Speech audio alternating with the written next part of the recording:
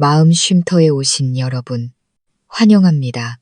세상 그 누구보다 사랑했던 사람에게 받는 마음의 상처만큼 깊은 고통이 또 있을까요? 특히 그 상처가 육체의 고통을 넘어 영혼까지 파고들 때 말입니다. 그 운명의 밤이 오기 전까지 저는 세상에서 가장 행복한 여자라고 굳게 믿었습니다. 남편의 무자비한 발길질에 제 다리뼈뿐만 아니라 심장과 모든 믿음이 산산조각 나기 전까지는 말이죠.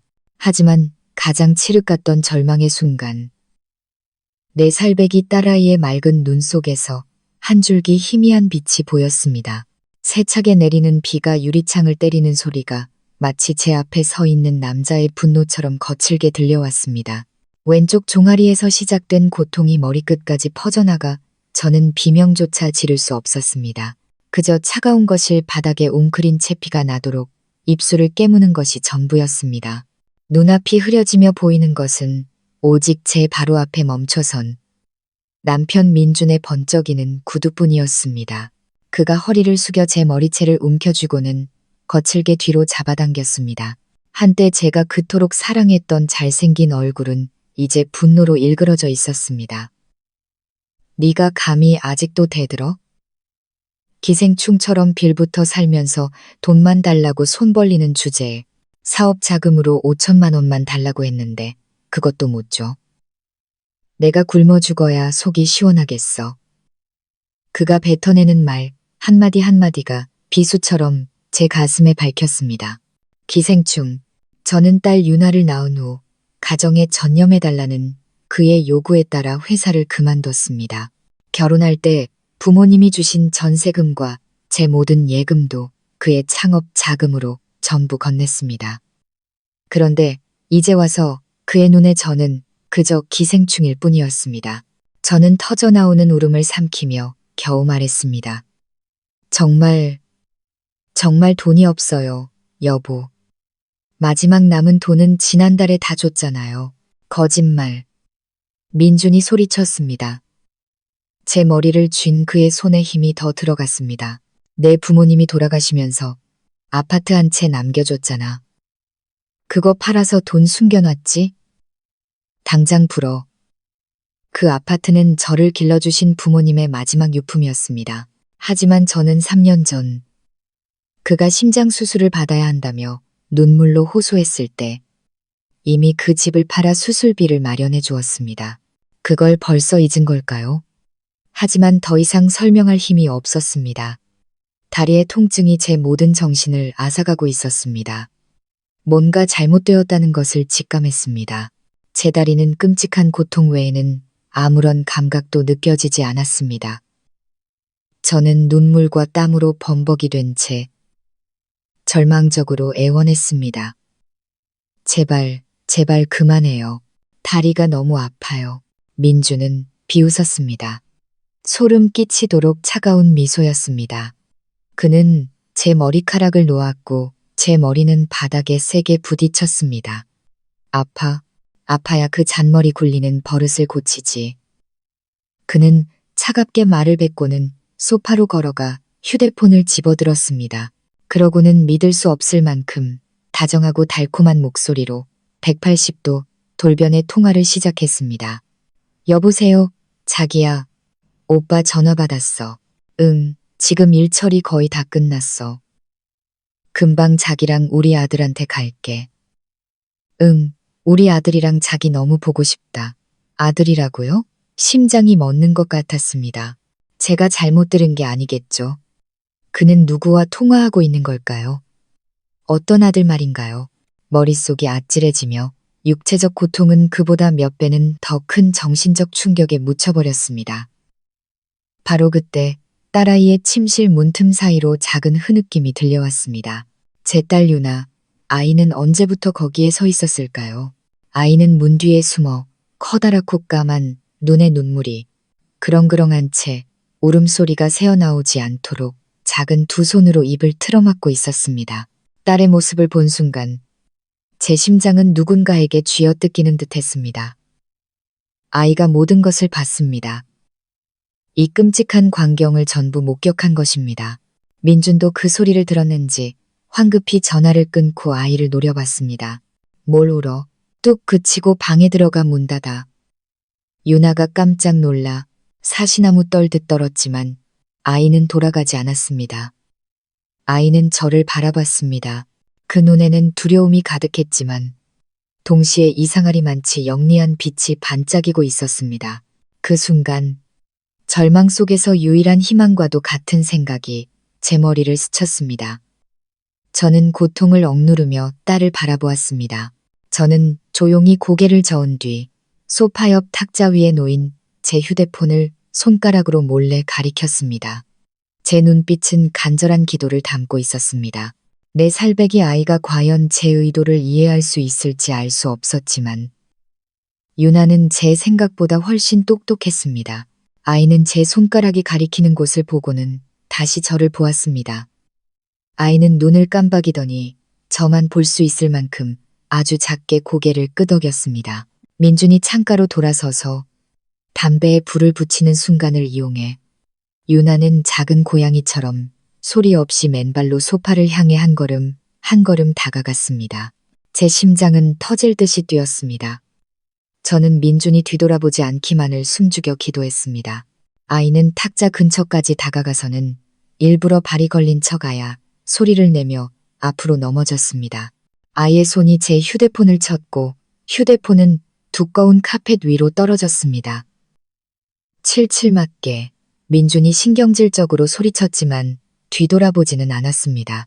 바로 그때였습니다. 유나는 기어가서 휴대폰을 주었습니다. 하지만 탁자 위에 다시 올려놓는 대신 아이는 휴대폰을 품에 안고 민준의 시야에서 벗어난 탁자 밑으로 재빨리 기어 들어갔습니다. 아이의 작은 손이 화면 위를 떨면서 움직이는 것이 보였습니다. 아이는 비밀번호가 자신의 생일이라는 것을 알고 있었습니다. 혹시 모를 위급한 상황에 대비해 제가 가르쳐뒀기 때문입니다. 화면이 밝아지자 아이는 연락처를 눌렀습니다. 아이의 작은 손가락이 목록을 훑다가 제가 사랑하는 외할아버지라고 저장해둔 이름에서 멈췄습니다. 아이는 휴대폰을 귀에 대고 입술을 달싹였지만 소리는 나지 않았습니다.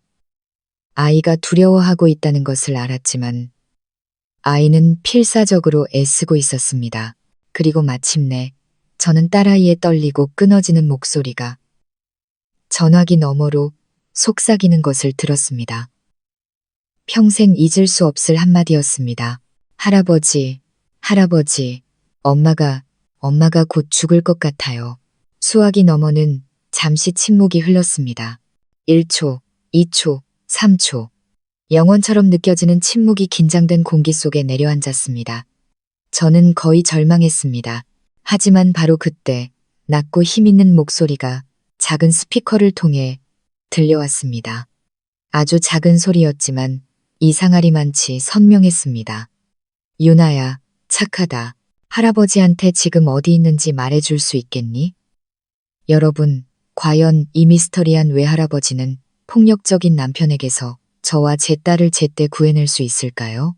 그리고 남편에 대해 곧 밝혀질 충격적인 비밀은 무엇일까요? 이어질 흥미진진한 내용을 놓치지 않으시려면 마음 쉼터 채널의 좋아요와 구독, 알림 설정을 잊지 마시고 저와 함께 이야기의 끝을 지켜봐 주시기 바랍니다. 진심으로 감사합니다.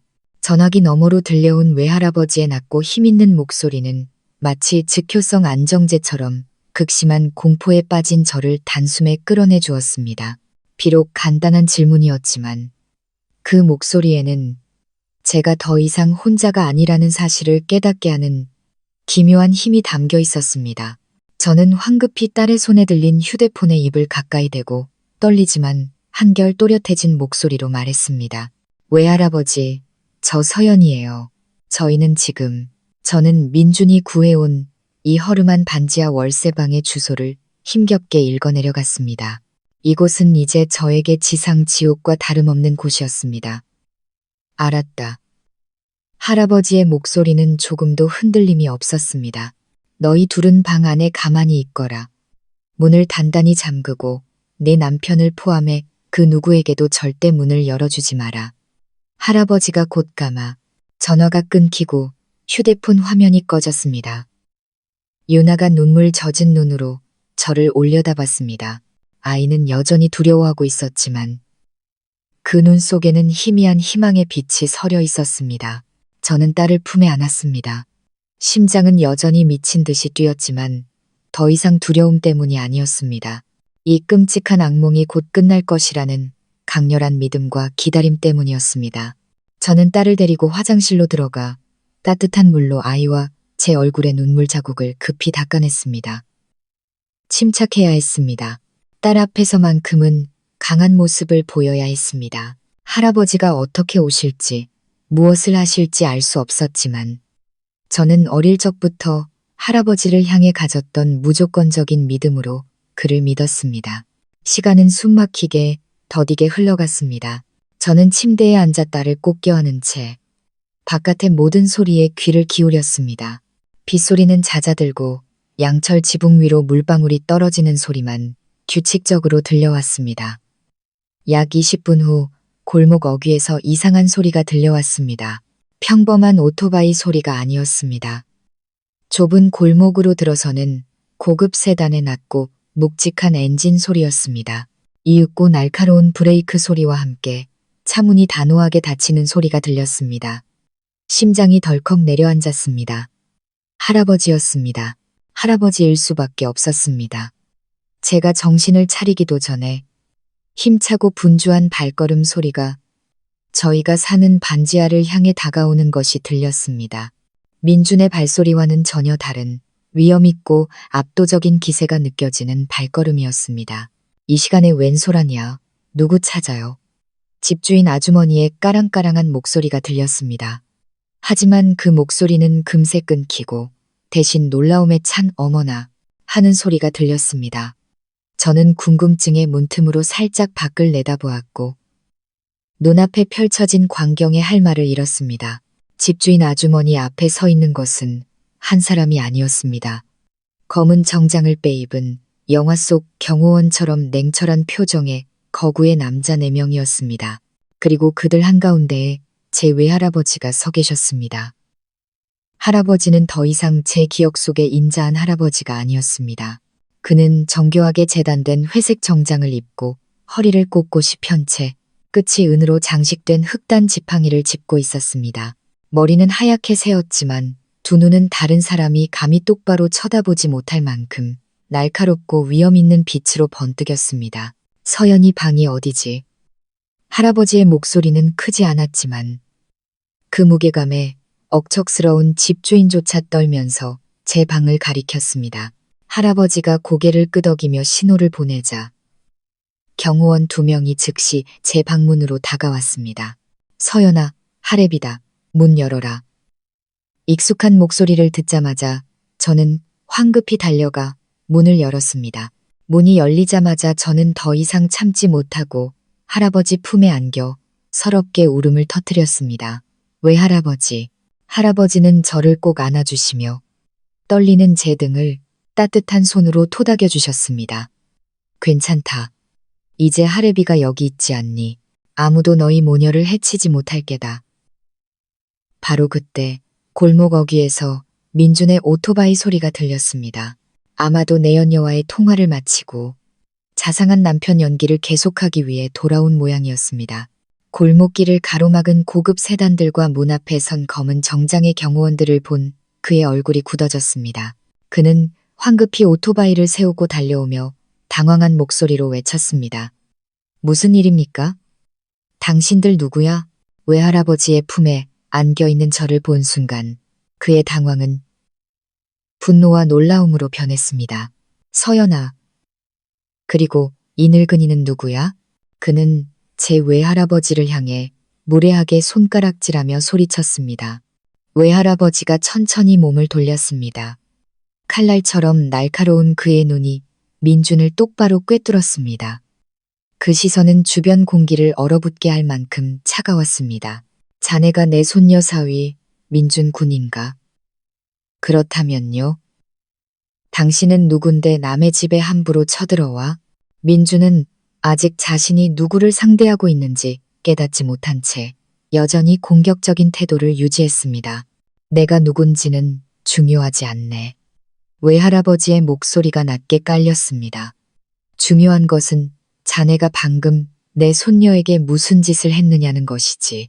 그렇게 말하며 할아버지는 제 퉁퉁 부은 다리를 흘끗 내려다보았습니다. 할아버지 옆에 서 있던 경호원 한 명이 즉시 그 뜻을 알아차리고 한 걸음 앞으로 나섰습니다.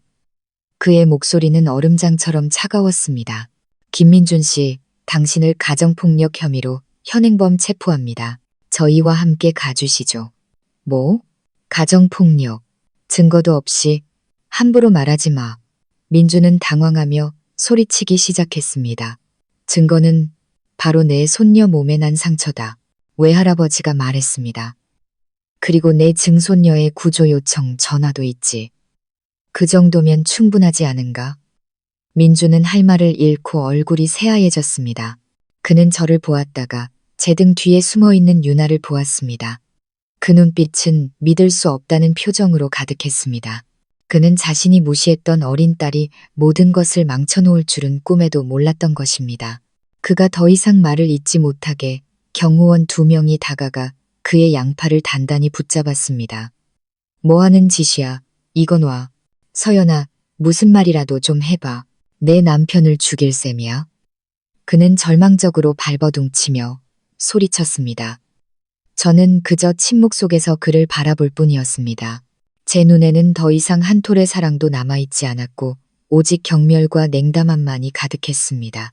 외할아버지가 다른 경호원에게 눈짓하자 그가 즉시 집주인 아주머니에게 두툼한 돈 봉투를 건넸습니다.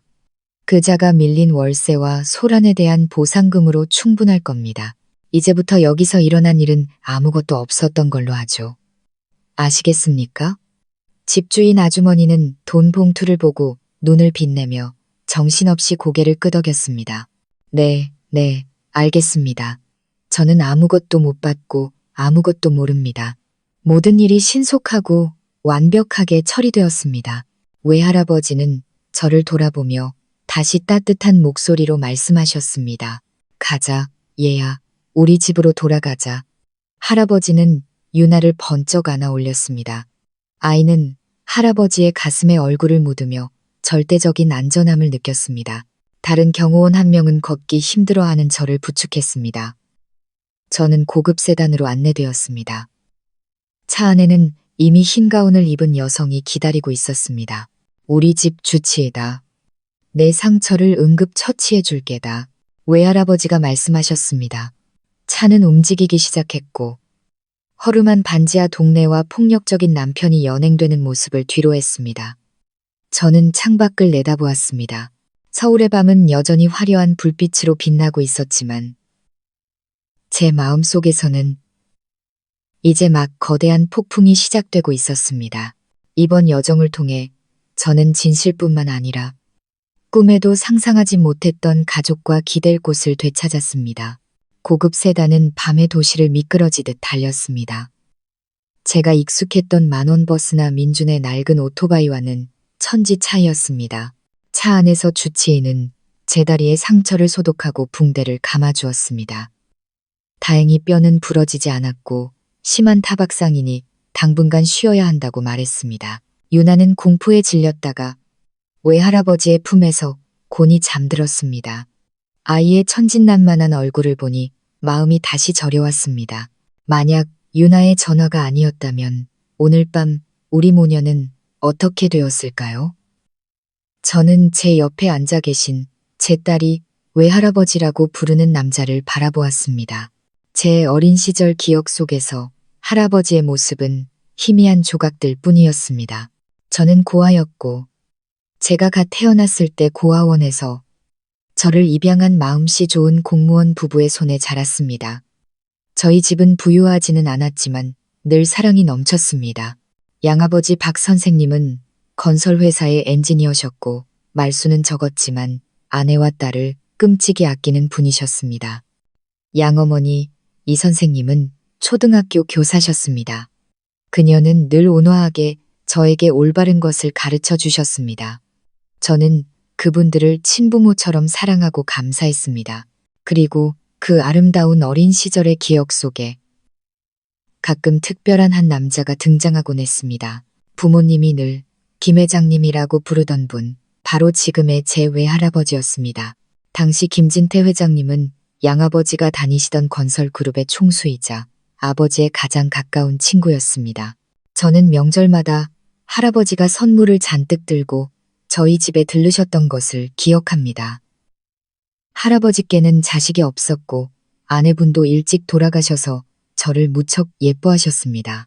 할아버지는 저를 무릎에 앉히고 머리를 쓰다듬으며 말씀하시곤 했습니다. 이 녀석 참 총명하고 영리하게 생겼구나. 커서 틀림없이 큰 인물이 될 게다. 저를 바라보는 할아버지의 눈빛은 언제나 따뜻하고 다정했습니다. 할아버지는 제 초등학교부터 대학교까지의 학비 전부를 지원해 주신 분이기도 했습니다. 교육에 대한 투자는 결코 손해보지 않는 투자라고 늘 말씀하셨습니다. 양부모님은 처음에는 거절하셨지만 할아버지는 그저 사랑하는 손녀를 위해 무언가 해주고 싶을 뿐이라고 말씀하셨습니다.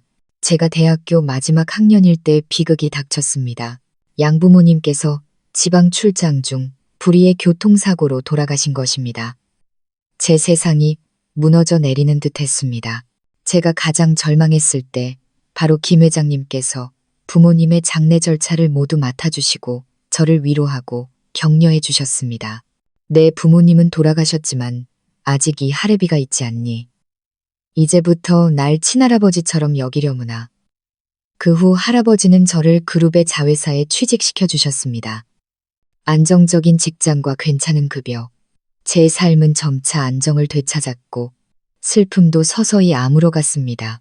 그리고 저는 민준을 만났습니다.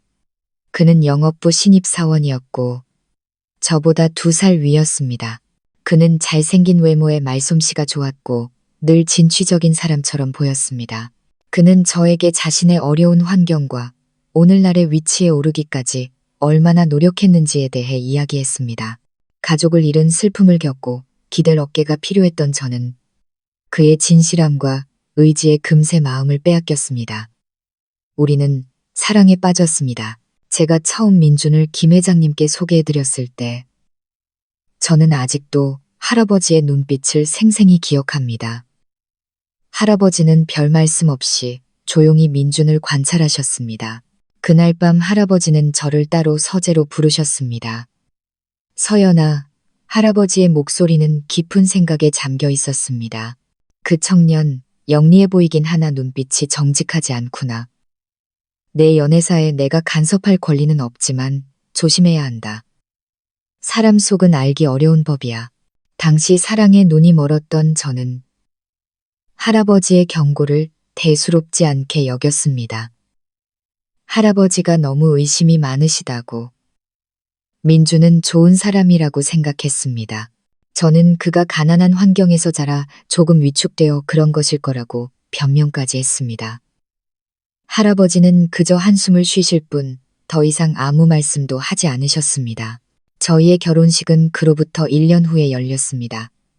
김 회장님은 저에게 강남의 고급 아파트 한 채와 적지 않은 예금을 결혼 선물로 주셨습니다. 그것은 양부모님께서 저를 위해 모아두신 재산이라고 말씀하셨습니다. 결혼 후 민주는 처가에 기댄다는 소리를 듣기 싫다며 독립해서 사업을 하고 싶다고 말했습니다. 그는 아주 유망해 보이는 사업 계획을 늘어놓았습니다. 남편을 전적으로 신뢰했던 저는 망설임 없이 제 모든 예금과 할아버지가 주신 아파트를 판 돈까지 그의 사업 자금으로 내주었습니다. 유나를 낳은 후 민주는 제가 집에서 아이를 돌보면 자신이 경제를 책임지겠다고 말했습니다. 저는 또다시 그의 말을 따랐고 그것이 제 비극의 시작이었습니다. 민준의 사업은 결코 순탄하지 않은 듯 했습니다. 그는 계속해서 어려움을 토로하며 자금이 더 필요하다고 말했습니다. 저에게는 더 이상 돈이 없었고 그저 그를 격려할 수밖에 없었습니다. 점차 그의 태도가 변했습니다. 그는 신경질적으로 변했고 사소한 일에도 화를 냈습니다. 다툼이 잦아졌고 이내 손찌검으로 이어졌습니다. 처음에는 술에 취했을 때만 그랬지만 곧 습관이 되었습니다. 그는 일이 잘 풀리지 않을 때마다 저에게 분풀이를 했습니다. 저는 아이 때문에, 그리고 그가 변할 것이라는 희미한 희망 때문에 모든 것을 참고 견뎠습니다. 저는 김 회장님께는 차마 말씀드리지 못했습니다. 할아버지께서 걱정하실까봐, 저의 선택에 실망하실까봐 두려웠습니다. 저는 모든 고통을 혼자 끌어안고 있었습니다. 모든 것이 한계를 넘어버린 오늘 밤까지 말입니다. 차는 평창동의 넓은 정원이 있는 고풍스러운 대저택 앞에 멈췄습니다. 이곳은 김 회장님께서 은퇴 후 살고 계신 곳으로 제가 몇 번 와보지 못한 곳이었습니다. 안으로 들어서자 집의 고요하고 장엄한 분위기가 제게 이상한 평온함을 안겨주었습니다. 할아버지는 우리 모녀를 2층의 넓은 방으로 안내하셨습니다. 여긴 내 양어머니가 쓰시던 방이다. 할아버지가 말씀하셨습니다. 이제부터 여기가 너희 모녀의 집이다. 저는 방을 둘러보았습니다. 모든 것이 소중하게 관리되어 있었습니다. 책상 위에는 여전히 행복하게 웃고 계신 양부모님의 사진이 놓여 있었습니다. 눈물이 다시 흘러내렸습니다. 몇 년 만에 저는 다시 집으로 돌아온 것이었습니다. 그날 밤 저는 몇 년 만에 처음으로 깊은 잠을 잤습니다. 더 이상 폭력과 욕설에 대한 악몽은 없었습니다. 저는 가족의 사랑에 둘러싸여 평화롭게 잠들었습니다. 저는 내일부터 새로운 삶, 새로운 싸움이 시작될 것이라는 것을 알았습니다. 그리고 이번에는 더 이상 혼자 싸우지 않을 것이었습니다. 다음 날 아침 햇살이 커다란 창문을 통해 들어와 나무 바닥에 따뜻한 빛을 들이울 때 잠에서 깼습니다. 다리의 통증은 여전히 남아 있었지만 정신은 이상하리만치 맑고 또렷했습니다. 유나는 옆에서 깊이 잠들어 있었습니다. 아이는 아마 두려움 속에서 보낸 긴 시간 끝에 정말 깊은 잠을 잤을 겁니다. 저는 소리를 내지 않으려 조심스럽게 침대에서 내려왔습니다. 커다란 화장대 거울에 비친 제 모습을 보고 저는 깜짝 놀랐습니다. 거울 속 여자는 너무나 초췌했습니다. 눈은 퉁퉁 부어 있었고 얼굴은 헬쑥했으며 뺨에는 어젯밤 민준에게 맞은 희미한 멍 자국이 남아 있었습니다. 하지만 그 지친 눈빛 깊은 곳에서 분노와 결의의 불꽃이 피어오르기 시작했습니다. 이 모습으로 계속 살 수는 없었습니다. 저는 변해야 했습니다. 저 자신뿐만 아니라 제 딸을 위해서라도 말입니다. 저는 샤워를 하고 집안일을 돕는 분이 준비해 주신 깨끗한 실내복으로 갈아입었습니다. 식당으로 내려가니 푸짐한 아침 식사가 차려져 있었습니다. 외할아버지는 신문을 읽고 계셨고 그 옆에는 안경을 쓴 지적인 분위기의 중년 남성이 앉아 있었습니다. 제가 내려오는 것을 보고 외할아버지가 미소 지으셨습니다. 그 인자한 미소가 다시 할아버지의 얼굴로 돌아와 있었습니다. 일어났느냐, 아가. 이리 와서 아침 먹어라. 이쪽은 최 변호사다. 내 오랜 친구이자 우리 집안의 고문 변호사지. 저는 최 변호사에게 고개 숙여 인사했습니다. 그 역시 일어서서 정중하게 제 손을 잡았습니다. 서연 씨, 회장님께 말씀은 들었습니다. 유감스러운 일이지만 그곳에서 벗어나신 것을 축하드립니다. 식사 시간 동안 분위기는 전혀 무겁지 않았습니다. 외할아버지와 최 변호사는 제 상처를 건드리지 않으면서 조심스럽게 제 안부를 물었습니다. 그들은 미래에 대한 계획, 유나의 교육 문제, 그리고 제 기분 전환을 위한 여행지에 대해 이야기했습니다. 그들은 제가 앞을 향해 나아가도록 돕고 있었습니다. 아침 식사 후 우리는 함께 할아버지의 서재로 들어갔습니다. 하늘 높이 솟은 책장에는 오래된 책과 새 책이 가득했습니다. 이곳의 분위기는 장엄하고 지적 에너지가 넘쳤습니다. 서연아, 외할아버지가 진지한 목소리로 말문을 여셨습니다. 지금은 슬픔에 잠겨 있을 때가 아니다. 우리는 행동해야 한다. 그리고 아주 신속하게 움직여야 해. 최 변호사가 말을 이었습니다. 그는 서류 가방에서 서류 뭉치를 꺼냈습니다. 서연 씨, 회장님의 지시에 따라 김민준 씨의 상황을 대략적으로 조사했습니다. 우리가 가장 먼저 해야 할 일은 그가 재산을 빼돌리지 못하도록 두 분의 공동 명의로 된 모든 자산을 즉시 동결하는 것입니다. 공동 재산이요? 저는 놀랐습니다. 저희에게 더 이상 공동 재산 같은 건 없어요. 제가 가진 돈은 전부 그 사람 사업 자금으로 들어갔는걸요. 최 변호사가 전문가다운 미소를 지었습니다. 꼭 그렇지만은 않습니다. 법적으로 두 분은 아직 부부이며 모든 것을 다시 검토해 볼 필요가 있습니다. 게다가 서연 씨가 그에게 건넨 돈이 실제로 어디로 갔는지 추적해야 합니다. 외할아버지가 고개를 끄덕였습니다. 맞아. 그 파렴치한 놈이 단순히 사업에 실패했을 리가 없어. 분명 뒤에 무언가 있다. 최 변호사, 지난 3년간 그놈의 모든 금융활동을 샅샅이 조사해주게. 먼지 하나까지 다 털어. 사소한 것도 놓치지 말고. 네, 회장님. 최 변호사가 대답했습니다. 어젯밤부터 이미 사람을 붙여 감시하고 있습니다. 현재 보석금을 내고 풀려났지만 이상한 점은 그가 전혀 당황하거나 불안해하는 기색이 없다는 겁니다. 심지어 오늘 아침에는 고급 카페에서 한 여성과 만나는 모습이 포착되었습니다. 그 말을 듣자 제 가슴이 다시 철렁 내려앉았습니다. 그 여자는 누구인가요? 제 목소리가 약간 떨렸습니다. 신원은 확인 중입니다만 한 가지 확실한 것은 두 사람의 관계가 평범해 보이지 않았다는 겁니다. 최 변호사가 멀리서 찍은 사진 한 장을 보여주었습니다. 사진이 선명하지는 않았지만 민준이 한 여자와 매우 가깝게 앉아 다정하게 그녀의 손을 잡고 있는 모습이 보였습니다. 그리고 이게 핵심입니다. 최 변호사가 계속 말했습니다. 서연 씨가 그 집에서 나온 후 그가 다시 돌아갔습니다. 저희 사람이 그가 통화하는 것을 들었는데 계획이 틀어졌어. 그 여자가 생각보다 단순하지 않아. 다른 방법을 찾아야겠어. 라는 내용이었습니다. 계획, 그 여자. 그는 분명 저와 제 딸, 그리고 외할아버지를 두고 말하는 것이었습니다. 그렇다면 어젯밤의 모든 일은 단순히 민준의 우발적인 분노가 아니었던 것입니다. 그것은 제가 전혀 알지 못했던 어떤 계획의 일부였습니다. 갈수록 모든 것이 복잡하고 두려워졌습니다. 한 가지 더 있습니다. 서연 씨. 최 변호사가 말했습니다. 법적으로 우리는 그를 가정폭력죄로 고소할 충분한 증거를 가지고 있습니다.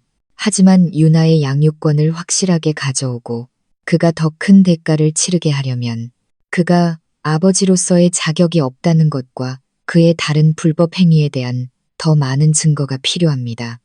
외할아버지가 단호한 눈빛으로 저를 바라보셨습니다. 서연아, 이게 너에게 무척 힘든 일이라는 걸 안다. 하지만 넌 강해져야 해. 이건 내 싸움이다. 이혼하고 위자료를 받는 선에서 끝내고 싶으냐? 아니면 끝까지 가서 그놈의 진짜 얼굴을 만천하에 드러내고 네가 겪은 세월에 대한 정의를 되찾고 싶으냐? 저는 외할아버지와 최 변호사를 번갈아 보았습니다. 제 안에 분노와 결의의 불꽃이 맹렬하게 타올랐습니다. 저는 이미 너무 많은 것을 잃었습니다. 딸까지 잃을 수는 없었고 제 인생을 짓밟은 자가 법망 밖에서 편히 살도록 내버려 둘 수도 없었습니다. 끝까지 가고 싶어요. 제 목소리는 더 이상 떨리지 않고 이상하리만치 단단했습니다. 그가 모든 것에 대한 대가를 치르게 하고 싶어요. 외할아버지가 만족스럽게 고개를 끄덕였습니다. 좋다, 내 손녀딸. 그렇다면 이제 우리의 계획을 본격적으로 시작하자. 그날 하루 종일 저는 외할아버지, 최 변호사와 함께 서재에 있었습니다. 그들은 단계별로 상세한 계획을 세웠습니다. 수동적인 피해자였던 저는 이제 계획의 일부, 앞으로 벌어질 법적, 심리적 전쟁의 중요한 한 축이 되었습니다. 앞길이 험난할 것을 알았지만 더 이상 두렵지 않았습니다. 이제 제 등 뒤에는 차가운 고독의 벽이 아닌 저를 보호하고 지원할 준비가 된 거대한 제국이 버티고 있었기 때문입니다. 그 후 며칠 동안 저는 제 개인적인 슬픔은 잠시 접어두고 외할아버지와 최 변호사가 세운 계획에 집중했습니다. 평창동 대저택은 우리의 작전 본부가 되었습니다. 매일 최 변호사가 찾아와 새로운 정보를 보고하고 함께 분석했습니다. 평범한 가정주부였던 저는 이전에 들어본 적도 없는 법률 용어와 금융 용어에 익숙해지기 시작했습니다. 저는 최 변호사가 가져다주는 자료들을 탐독하며 제가 맞서 싸워야 할 전쟁의 모든 측면을 이해하려 노력했습니다. 외할아버지는 직접 조사에 참여하시지는 않았지만 전략적인 방향을 제시하고 그의 광범위한 인맥을 활용하여 지원하셨습니다. 할아버지의 침착함과 지혜는 저에게 든든한 정신적 버팀목이 되어 주었습니다. 첫 번째이자 가장 중요한 단계로 최 변호사는 저를 대신해 법원에 저와 민준의 공동 명의로 된 모든 은행 계좌에 대한 긴급 동결을 신청했습니다. 동시에 관련 자산에 대한 모든 매매 및 양도 거래를 중단해달라는 요청서를 관계기관에 발송했습니다. 이것은 민준의 퇴로를 차단하고 남은 자산을 빼돌리는 것을 막기 위한 선제 공격이었습니다. 예상대로 이 조치는 민준을 궁지에 몰린 쥐처럼 만들었습니다. 그는 제게 끊임없이 전화하고 문자를 보냈습니다. 처음에는 달콤한 말로 저를 달래며 소송을 취하해달라고 애원했습니다. 서연아, 왜 그래? 왜 계좌를 동결시켜? 지금 프로젝트 때문에 급전이 필요한데 이러면 나더러 죽으라는 거야.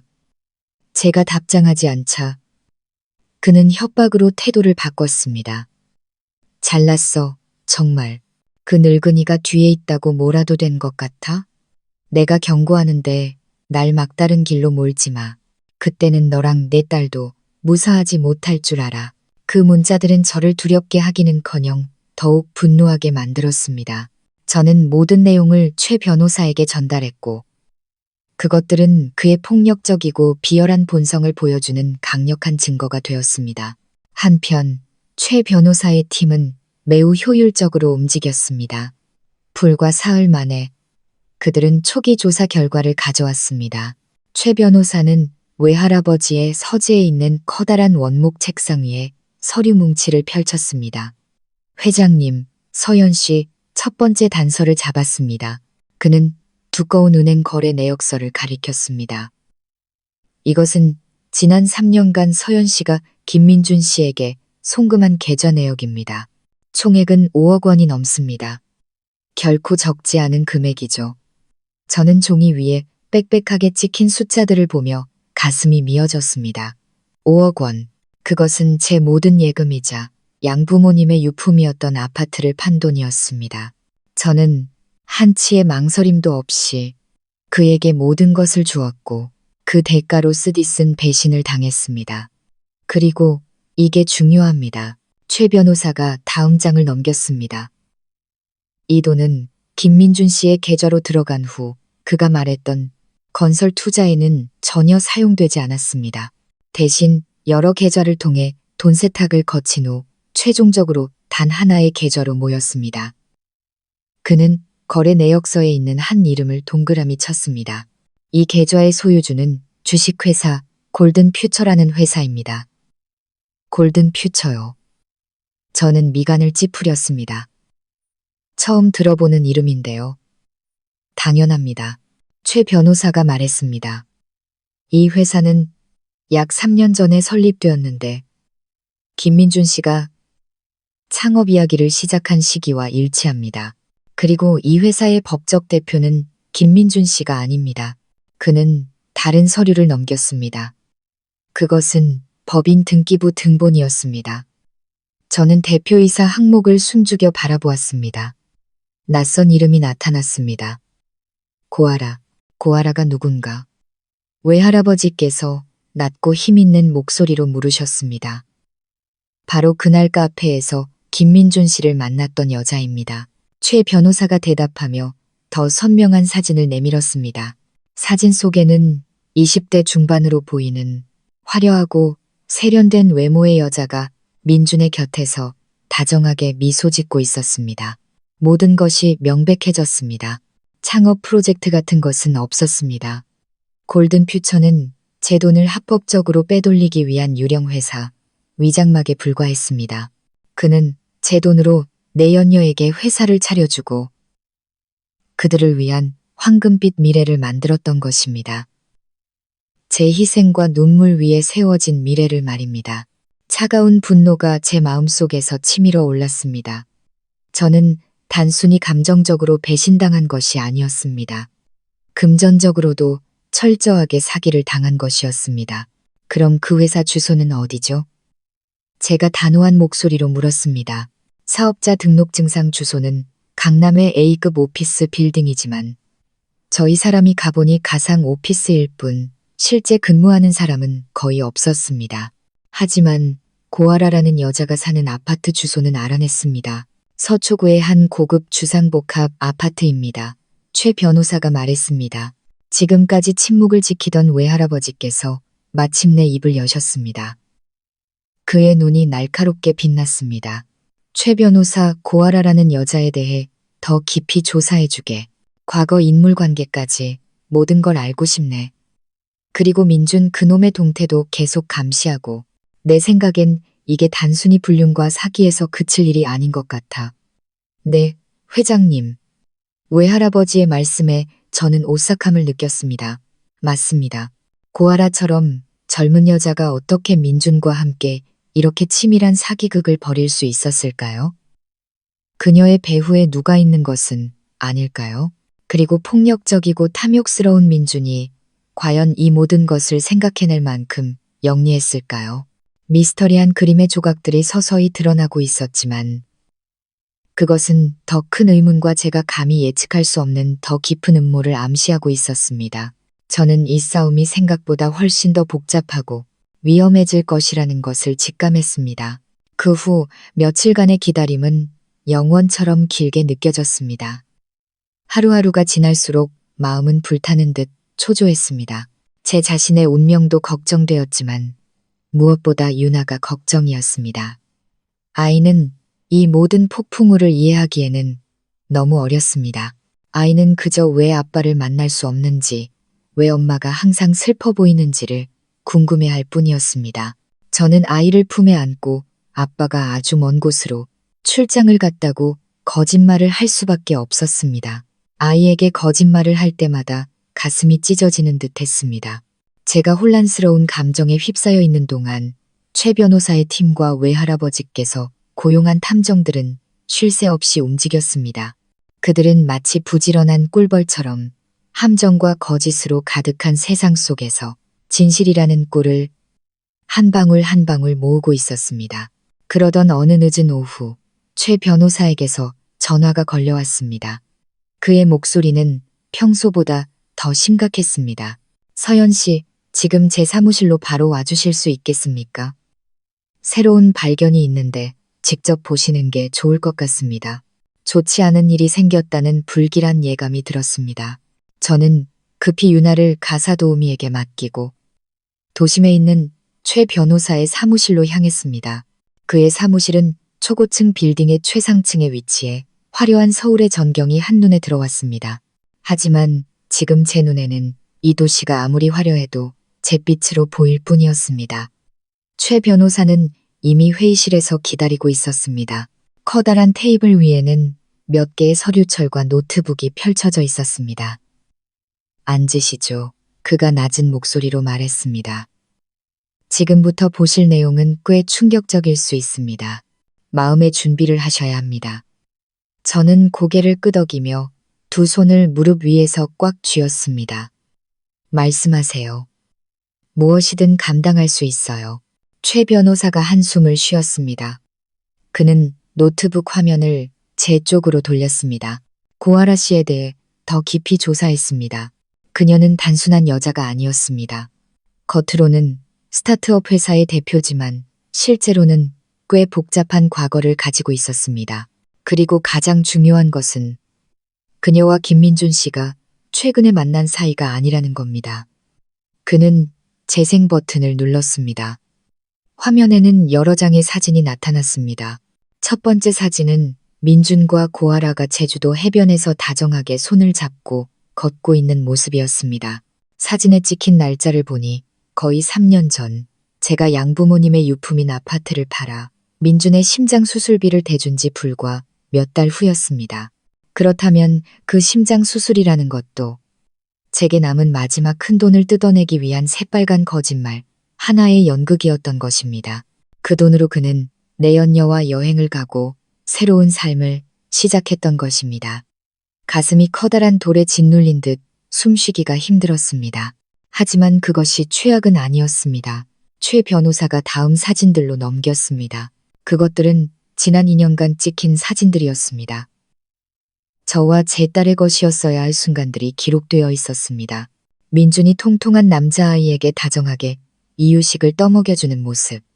민준이 고급 아파트에서 아이의 걸음마를 가르치는 모습. 민준이 고아라. 그리고 그 아이와 함께 환하게 웃으며 생일 케이크에 촛불을 끄는 모습. 새 식구의 모습. 보기만 해도 가슴이 저미는 완벽하게 행복한 그림이었습니다. 저 아이는 누구죠? 제 목소리가 주체할 수 없이 떨렸습니다. 김민준 씨와 고아라 씨의 아들입니다. 최 변호사의 목소리도 무겁게 가라앉아 있었습니다. 이름은 천우, 올해 2살이 넘었습니다. 김민준 씨는 서연 씨를 속이고 이중 가정을 꾸려왔던 겁니다. 천우, 저는 그 이름을 되뇌었습니다. 심지어 사생아의 이름마저 우리 딸 유나와 비슷하게 지었던 것입니다. 그의 잔인함은 정말 끝이 없었습니다. 그랬던 것입니다. 이것이 바로 제가 모든 것을 희생하며 내조했던 성실한 사업가 남편의 진짜 얼굴이었습니다. 그는 단순히 바람을 피운 것이 아니었습니다. 그는 이미 또 다른 가정을 가지고 있었습니다. 다른 아이의 아빠였던 것입니다. 제가 아끼고 빌려서 그에게 보냈던 돈은 사업 자금이 아니라 그의 다른 아내와 아이를 부양하는 데 쓰였던 것입니다. 그는 저를 다른 사람의 행복을 위해 묵묵히 일하는 젖소로 만들었습니다. 이 진실은 어떤 물리적인 폭력보다 더 고통스러웠습니다. 그것은 제 인격과 사랑에 대한 모독이자 짓밟음이었습니다. 저는 움직이지 못한 채 앉아 있었습니다. 눈물이 하염없이 흘러내렸습니다. 하지만 이번에는 제 나약함 때문에 우는 것이 아니었습니다. 저의 어리석음, 철저하게 기만당한 제 청춘 때문에 우는 것이었습니다. 서연 씨, 최 변호사가 제게 손수건을 건넸습니다. 받아들이기 힘든 사실이라는 것 압니다. 하지만 우리는 이것을 마주해야 합니다. 이 증거는 결정타입니다. 그가 혼외자를 낳고 의도적으로 숨겨온 이상, 우리는 그가 혼인 및 가족법을 심각하게 위반했음을 완벽하게 증명할 수 있습니다. 법원은 재산 분할과 유나의 양육권 문제에서 반드시 서연 씨의 편을 들어줄 겁니다. 저는 눈물을 닦고 고개를 들었습니다. 제 눈빛은 날카롭게 변해 있었습니다. 그는 단순히 양육권만 잃게 되지는 않을 겁니다. 변호사님, 제가 단호하게 말했습니다. 저는 그가 사기 및 횡령죄에 대한 대가도 치르길 바랍니다. 그와 그 여자 2사람 모두 사회적으로 매장당해야 해요. 최 변호사가 고개를 끄덕였습니다. 그것이 바로 저희 계획의 다음 단계입니다. 그는 다른 서류처를 넘겼습니다. 그들의 골든 퓨처는 돈 세탁을 위한 유령 회사일 뿐만 아니라 다른 불법적인 사업 활동도 하고 있었습니다. 현재 탈세와 사기 거래에 대한 증거를 추가로 수집하고 있습니다. 법의 그물은 이미 좁혀지기 시작했습니다. 서연 씨, 저는 변호사 사무실을 나설 때 도시는 이미 불빛으로 가득 차 있었습니다. 마음은 텅 비었지만 결의로 가득 차 있었습니다. 그 남자를 향한 마지막 남은 애정과 미련은 완전히 사라졌습니다. 이제 제 안에는 오직 자신과 딸의 미래를 위해 정의를 되찾으려는 한 엄마의 모습만이 남아 있었습니다. 이 싸움에서 저는 결코 질 수 없었습니다. 저와 제 팀이 민준과 그의 내연녀를 둘러싼 법의 그물을 조용히 그리고 단단히 조여가고 있는 동안 그들은 다가올 폭풍을 전혀 눈치채지 못하는 듯했습니다. 어쩌면 과도한 자신감이 그들의 눈을 멀게 했을지도 모릅니다. 며칠 동안 저와 연락이 닿지 않고 은행 계좌가 동결된 것을 확인한 후에야 민주는 상황이 생각보다 단순하지 않다는 것을 깨닫기 시작했습니다. 그는 더 이상 아내에게 오해받은 비련의 남편 연기를 할 수 없게 되었습니다. 그는 마지막 카드를 꺼내기로 결심했습니다. 정에 약한 저 같은 여자를 무너뜨리고 굴복시킬 수 있다고 믿는 그의 마지막 비장의 카드. 그것은 바로 그의 친어머니 박 여사였습니다. 어느 날 아침 제가 유나와 정원에서 놀고 있을 때 가사도우미가 허둥지둥 달려와 보고했습니다. 아가씨, 웬 할머니 한 분이 문 밖에서 아가씨의 시어머니라며 소란을 피우고 계세요.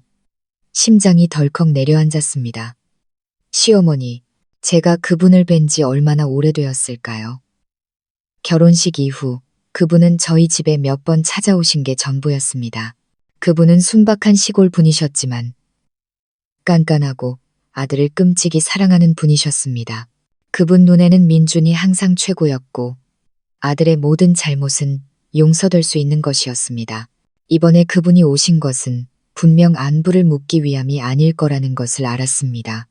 안으로 모시세요. 제가 차분한 목소리로 말했습니다. 저는 유나를 안아 올려 부모와 함께 방에서 놀고 있으라고 이른 뒤 혼자 거실로 나갔습니다. 제 스스로 그분을 마주하고 싶었습니다. 저를 보자마자 박 여사는 달려왔지만 때리거나 꾸짖기 위함이 아니었습니다. 반대로 그녀는 제 앞에 무릎을 꿇고 주저앉아 눈물을 펑펑 쏟으며 통곡했습니다. 얘야, 서연아. 네가 어쩌면 이렇게 무서울 수가 있니? 우리 민준이를 죽일 셈이야. 저는 그녀의 행동에 당황했습니다. 이 연극은 너무나 갑작스러웠습니다. 주변의 가사도우미들이 호기심 어린 눈으로 쳐다보고 있었습니다. 어머님, 일단 일어나세요. 무슨 일이신지 차근차근 말씀하세요. 제가 그녀를 부축하려 했지만 그녀는 완강히 거부하며 제 다리를 붙잡고 놓아주지 않았습니다. 아니다. 네가 우리 민준이를 용서하겠다고 약속하지 않으면 나도 안 일어나.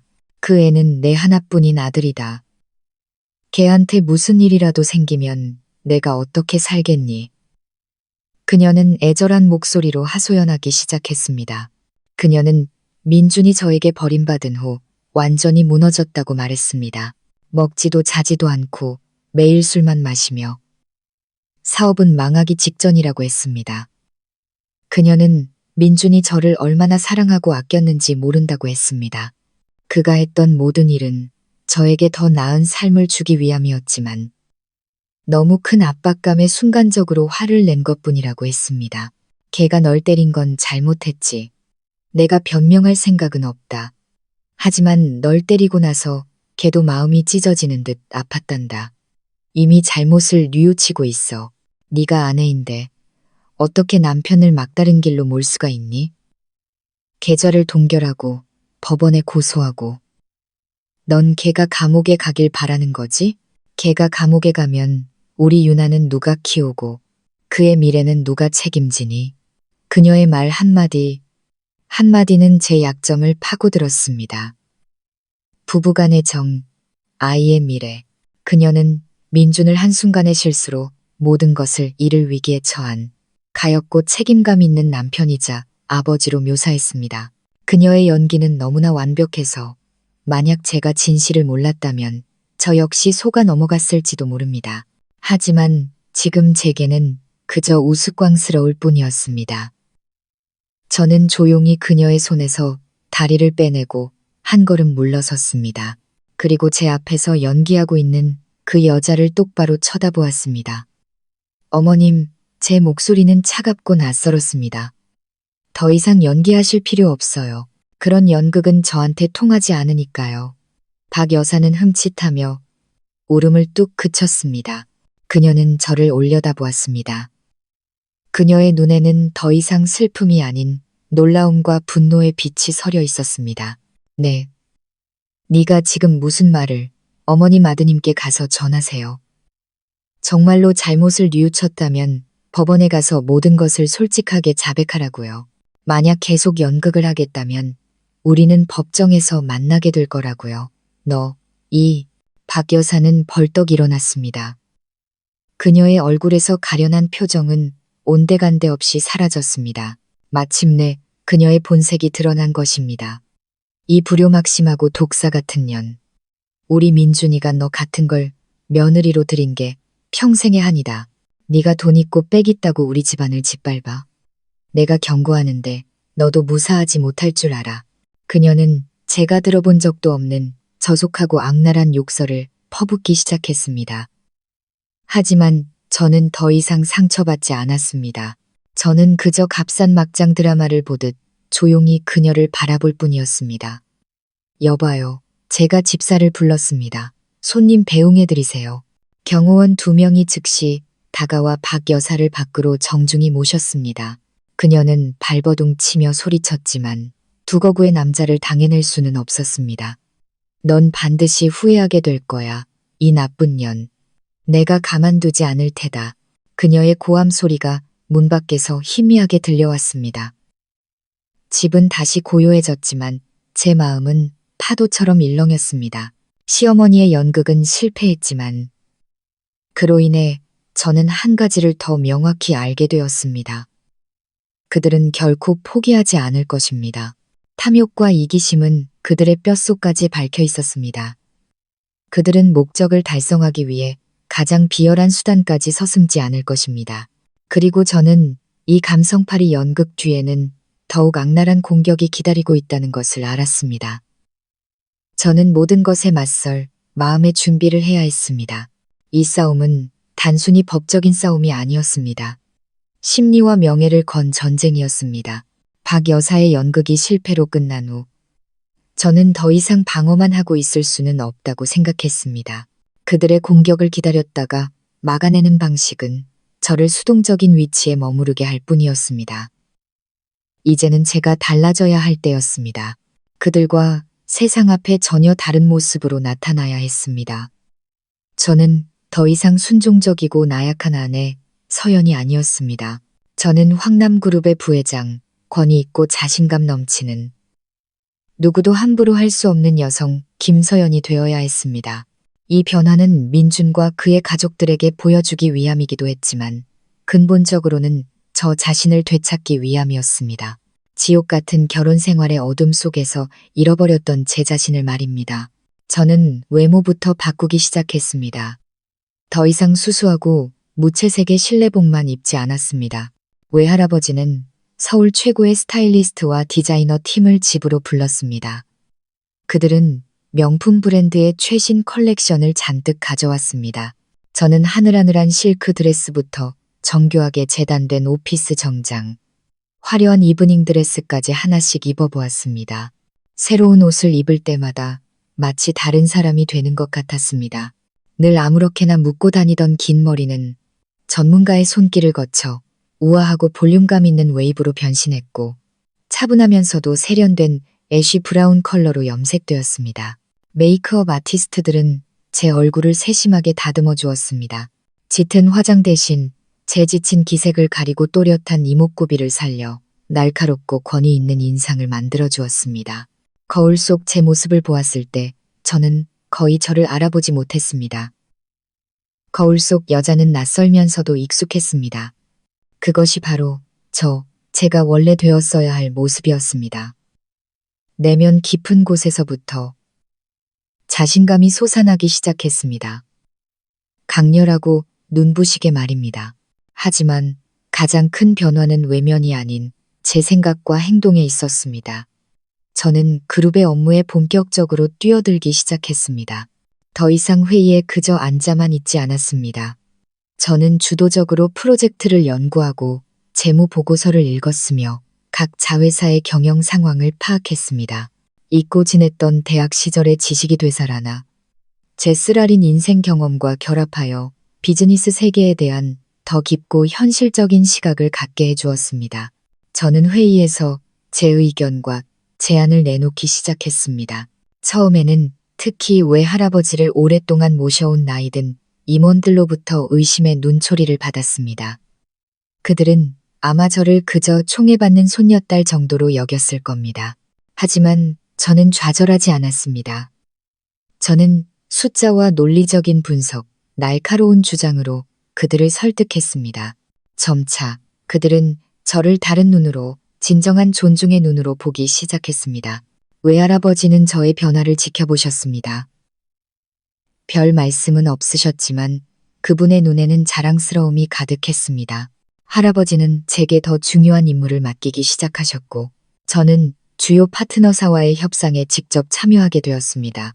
비즈니스 세계는 가장 치열한 전쟁터다. 할아버지는 제게 말씀하셨습니다. 그 어떤 학교보다도 그곳이 널 더 단단하고 강하게 만들어줄 게다. 그리고 할아버지의 말씀은 옳았습니다. 모든 협상과 업무상의 도전은 귀중한 교훈이 되었습니다. 저는 압박 속에서도 냉정함을 유지하는 법, 상대방의 의도를 읽는 법, 단호하고 정확한 결정을 내리는 법을 배웠습니다. 저의 자신감은 더 이상 외할아버지의 배경에서 오는 것이 아니라 제 자신의 능력과 노력에서 비롯된 것이었습니다. 저는 더 이상 의심의 눈초리를 두려워하지 않았고 대중 앞에서 연설할 때 떨지 않았습니다. 저는 제 자신의 목소리를 되찾았습니다. 저의 변화는 일에만 국한되지 않았습니다. 저는 사회적 관계를 다시 쌓기 시작했습니다. 재계 인사들의 파티와 자선 행사에 참여했습니다. 저는 완전히 새로운 이미지로 나타났습니다. 젊고 아름답고 총명하며 카리스마 넘치는 여성 기업가. 언론은 저를 더 이상 떠들썩한 이혼 소송의 피해자가 아닌 황남 제국의 귀환한 공주, 비즈니스계에 떠오르는 새로운 별로 언급하기 시작했습니다. 저는 이 모든 제 모습이 분명 민준의 귀에 들어갈 것이라는 것을 알았습니다. 저는 그가 보기를 원했습니다. 그가 버리고 무시했던 여자가 이제는 그가 평생 닿을 수 없는 위치에 서 있다는 것을 알기를 바랐습니다. 저는 그가 후회하기를 바랐지만 더 깊은 의미에서 이 변화는 저 자신을 위한 것이었습니다. 그것은 제 인생이 한심한 남자 하나 때문에 망가질 수 없다는 선언이었습니다. 저는 더 나은 삶, 더 빛나는 미래를 누릴 자격이 있었고, 저는 제 손으로 그 미래를 만들어갈 것이었습니다. 배신의 불길 속에서 타버렸던 불사조, 이제 잿더미 속에서 다시 태어날 시간이었습니다. 그 어느 때보다 아름답고 강하게 말입니다. 제가 그룹에 정식으로 발을 들인 지 거의 한 달이 지난 후, 제 삶은 완전히 바뀌었습니다. 저는 일과 회의, 출장으로 바빴습니다. 그 바쁨은 제 상처를 잊고 미래에 집중하게 하는 최고의 치료제였습니다. 황남그룹 부회장으로서의 제 모습은 언론에 점점 더 많이 노출되었습니다. 민준과 그의 가족들이 이 모든 것을 분명히 보고 알았을 테지만 이상하게도 그들은 아무런 소식이 없었습니다. 전화도 문자도 어떤 소란도 없었습니다. 그 침묵이 오히려 저를 불안하게 했습니다. 그들은 무슨 음모를 꾸미고 있는 걸까? 아니면 정말로 겁을 먹고 포기한 걸까? 어찌되었든 저는 방심할 수 없었습니다. 저는 여전히 최 변호사 팀에게 증거 수집을 계속하게 하고 다가올 재판을 준비했습니다. 어느 토요일 오후 바쁜 한 주를 보낸 후 저는 스스로에게 휴식을 주기로 결심했습니다. 유나의 물건을 좀 사주고 싶었습니다. 아이가 곧 학교 학예회에서 공연을 하는데 제 딸이 가장 예쁜 아이였으면 했습니다. 저는 외할아버지께서 새로 선물해 주신 하얀색 스포츠카를 몰고 도심의 한 고급 쇼핑몰로 향했습니다. 더 이상 예전처럼 위축되거나 어색하지 않았습니다. 저는 자신감 있게 걸었고 우아한 귀부인의 모습이 이제는 익숙해졌습니다. 저는 한 고급 아동복 매장에서 유나에게 입힐 핑크색 공주 드레스를 고르는데 열중하고 있었습니다. 그때 등 뒤에서 익숙하면서도 날카로운 목소리가 들려왔습니다. 어머, 이게 누구야? 전 올케 아니세요? 요즘 아주 출세하셨나 봐요. 이런 고급 차도 몰고 이런 곳에도 다 오시고 돌아보니 거기에는 다름 아닌 민준의 내연녀 고아라가 서 있었습니다. 하지만 그녀는 혼자가 아니었습니다. 그녀의 팔짱을 다정하게 끼고 있는 사람은 바로 민준이었습니다. 그는 더 야위고 초췌해 보였지만 입고 있는 정장은 여전히 번지르르했습니다. 저를 보자 그의 눈에는 순간 당황과 어색함이 스쳤지만 이내 냉담하고 무심한 표정으로 가려졌습니다. 고아라는 달랐습니다. 그녀는 제 머리부터 발끝까지 훑어보며 질투와 적의를 숨기지 않았습니다. 그녀의 임신한 배는 꽤 불러 있었고 그녀는 마치 과시하듯 도전하듯 배를 일부러 내밀고 있었습니다. 왜요? 많이 놀랐어요? 고아라가 비웃었습니다. 언니가 뭔데 우리가 이런데 오는 걸 막기라도 하게요? 하긴 언니 같은 사람은 평생 재래시장이나 다녔을 테니 그럴 만도 하죠. 저는 아무 말 없이 가볍게 미소만 지었습니다. 저 자신을 낮춰 그녀 같은 사람과 말다툼하고 싶지 않았습니다. 저의 침묵이 오히려 그녀를 더 화나게 만든 것 같았습니다. 오빠, 저것 좀 봐. 이제 부회장님 되셨다고 사람을 아주 무시하네. 그녀는 민준의 팔에 애교스럽게 기댔습니다. 아니면 아직도 오빠한테 차인 게 분해서 저러나. 하긴 늙고 애도 못 낳는 여자가 어떻게 남편을 지키겠어요. 할 말 다 했어요? 이번에는 제가 침묵하지 않았습니다. 저는 고아라의 눈을 똑바로 쳐다보며 크지 않지만 얼음처럼 차가운 목소리로 말했습니다. 당신 같은 상간녀한테 인생 교훈 들을 시간 없거든요. 길 비켜요. 뭐라고, 누가 상간녀야. 고아라가 화가 나서 얼굴이 빨개졌습니다. 난 민준 오빠랑 곧 결혼할 사람이고 오빠 아들의 엄마야. 여기서 불청객은 바로 당신이라고. 그녀가 제게 달려들려 했지만 민준이 막아섰습니다. 그만해. 여기서 소란 피우지 마. 민준이 피곤한 목소리로 말했습니다. 그는 복잡한 눈빛으로 저를 바라보았습니다. 서연아, 우리 이렇게까지 할 필요는 없잖아. 다 지난 일이잖아. 맞아요. 다 지난 일이죠. 제가 대답했습니다. 그러니 당신 여자 관리나 잘하세요. 아무 데서나 함부로 짖어서 다른 사람 피해주지 않게. 저는 그렇게 말하고는 고른 드레스를 들고 계산대로 향했습니다. 저는 일부러 외할아버지께서 주신 VVIP 블랙카드를 꺼내 보였습니다. 직원은 카드를 보고 즉시 태도가 바뀌어 제게 정중하게 고개를 숙였습니다. 고아라와 민주는 그 광경을 보고 얼굴이 하얗게 질렸습니다. 이런 과시가 유치하다는 것을 알았지만 필요했습니다. 저는 우리의 위치가 이제 완전히 역전되었다는 것을 그들에게 보여줘야 했습니다. 계산을 마치고 쇼핑백을 든 채 저는 그들을 한 번도 쳐다보지 않고 매장을 나섰습니다. 저는 마치 모르는 사람들을 지나치듯 그들을 스쳐 지나갔습니다. 하지만 제가 몇 걸음 가지 않았을 때 민준이 갑자기 저를 불렀습니다. 서연아, 잠깐만. 저는 멈춰섰지만 돌아보지는 않았습니다. 그의 발소리가 가까워지는 것이 들렸습니다. 내가 잘못했어. 그가 간절한 목소리로 말했습니다. 하지만 내 살 길은 막지 말아줄 수 없을까?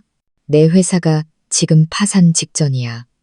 네가 할아버지께 말씀 한마디만 해서 나 좀 봐달라고 해주면 안 될까? 저는 천천히 돌아섰습니다. 그리고 그의 눈을 똑바로 쳐다보며 비웃었습니다. 살기를 막는다고요? 김민준 씨.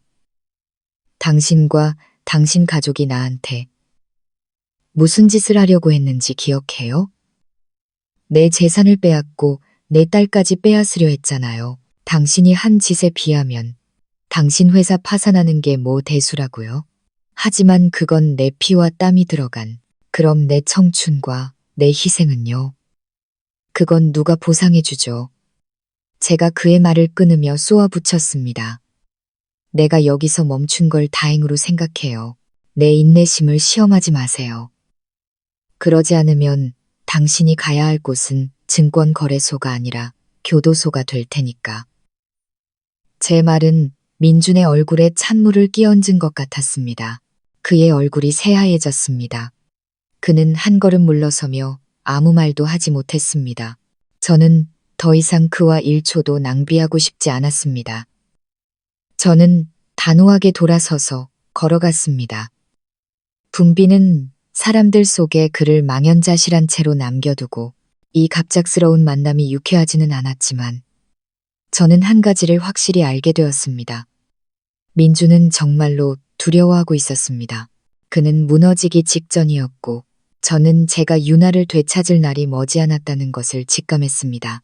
쇼핑몰에서의 만남은 민준이 정말로 위기에 처했음을 확인시켜 주었습니다. 황남그룹으로부터 모든 계약이 끊긴 것은 골든퓨처의 치명타였습니다. 다른 투자자들도 자금을 회수하기 시작했고 협력사들은 계약을 파기했습니다. 그와 고아라가 제 돈으로 공들여 쌓아 올린 배는 침몰 직전이었습니다. 하지만 궁지에 몰린 짐승은 가장 위험한 법입니다. 실패를 인정하는 대신 민주는 마지막 도박을 하기로 결심했습니다. 그는 5성급 호텔에서 성대한 파티를 열기로 했습니다. 명분은 고객 감사 파티와 새로운 혁신 기술 프로젝트에 대한 투자 유치였습니다. 사실 그것은 회사를 살리고 순진한 투자자들을 더 끌어들이려는 절박한 시도에 불과했습니다. 이 정보는 최 변호사의 정보망을 통해 제게 전달되었습니다. 소식을 듣자 제 머릿속에 대담한 생각이 떠올랐습니다. 그가 연극하는 것을 지켜만 볼 것이 아니라 그의 무대를 최후의 심판대로 만들어버리면 어떨까? 저는 즉시 외할아버지 최 변호사와 상의했습니다. 이건 절호의 기회입니다. 최 변호사의 눈이 빛났습니다. 투자자, 파트너, 그리고 언론까지 모두 모이는 파티라니. 만약 우리가 그 자리에서 그의 실체를 폭로한다면 그 효과는 딱딱한 법정보다 수천 배는 클 겁니다. 그는 사회적으로 완전히 매장당하고 변명할 여지도 없을 겁니다. 외할아버지도 동의하셨지만 약간 걱정하셨습니다. 이 계획이 너무 위험하지는 않겠나? 만약 그놈이 궁지에 몰려 너를 해치려 들면 어쩌지? 걱정 마세요, 할아버지. 제가 자신감 있게 말했습니다. 저 혼자 가지 않을 거예요. 모든 것을 철저하게 준비할 겁니다. 이것이 모든 것의 마지막 막이 될 거예요. 계획은 꼼꼼하게 세워졌습니다. 첫 번째 단계로 저는 제3자를 통해 싱가포르에서 온 벤처 캐피털인 척하며 민준의 혁신 프로젝트에 특별한 관심을 표명했습니다. 저는 사람을 시켜 500억 원이라는 거액의 투자를 약속하게 했습니다. 지금의 민준에게 그 금액은 하늘에서 내려온 동아줄과 같았습니다. 그는 한치의 의심도 없이 미끼를 덥석 물었습니다. 그는 투자 펀드 측에 프로젝트의 상세 정보와 회사 소개서를 기쁘게 보냈습니다.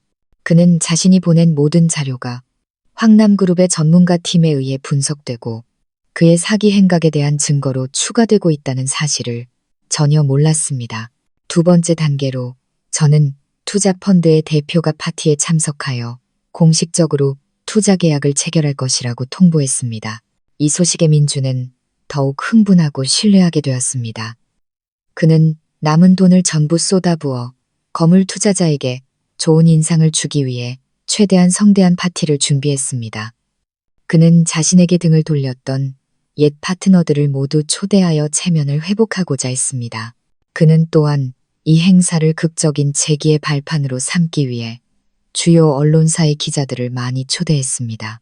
그는 그 모든 손님들이 자신의 몰락을 지켜볼 관객이 될 것이라는 사실을 꿈에도 몰랐습니다. 파티가 열리는 밤 5성급 호텔은 화려한 불빛으로 빛났습니다. 연회장 안은 매우 활기찼습니다. 민준과 고아라는 입구에서 손님들을 맞으며 자신감 넘치는 환한 얼굴을 하고 있었습니다. 그들은 마치 성공의 정점에 서 있는 권력 있는 커플처럼 보였습니다. 고아라는 몸에 꼭 맞는 이브닝 드레스를 입고 꽤 불러온 배를 일부러 과시했습니다. 그녀는 마치 진정한 안주인처럼 손님들 사이를 오가며 웃고 이야기했습니다. 파티가 어느 정도 무르익었을 때 연회장의 커다란 문이 갑자기 열렸습니다. 제가 들어섰습니다. 저의 등장은 순간적으로 연회장 전체를 침묵에 빠뜨렸습니다. 모든 시선이 제게 쏠렸습니다. 저는 심플하지만 매우 세련된 디자인의 검은색 이브닝 드레스를 입고 있었습니다. 머리는 높게 묶어 가느다란 목선과 반짝이는 다이아몬드 주얼리를 드러냈습니다. 저는 붉은 입술과 날카로운 눈빛을 강조한 강렬한 메이크업을 했습니다. 제 옆에는 외할아버지가 계셨고 뒤에는 최 변호사와 경호원 2명이 따랐습니다. 황남그룹 회장의 등장은 사람들을 더욱 놀라게 했고 웅성거림이 퍼져나갔습니다.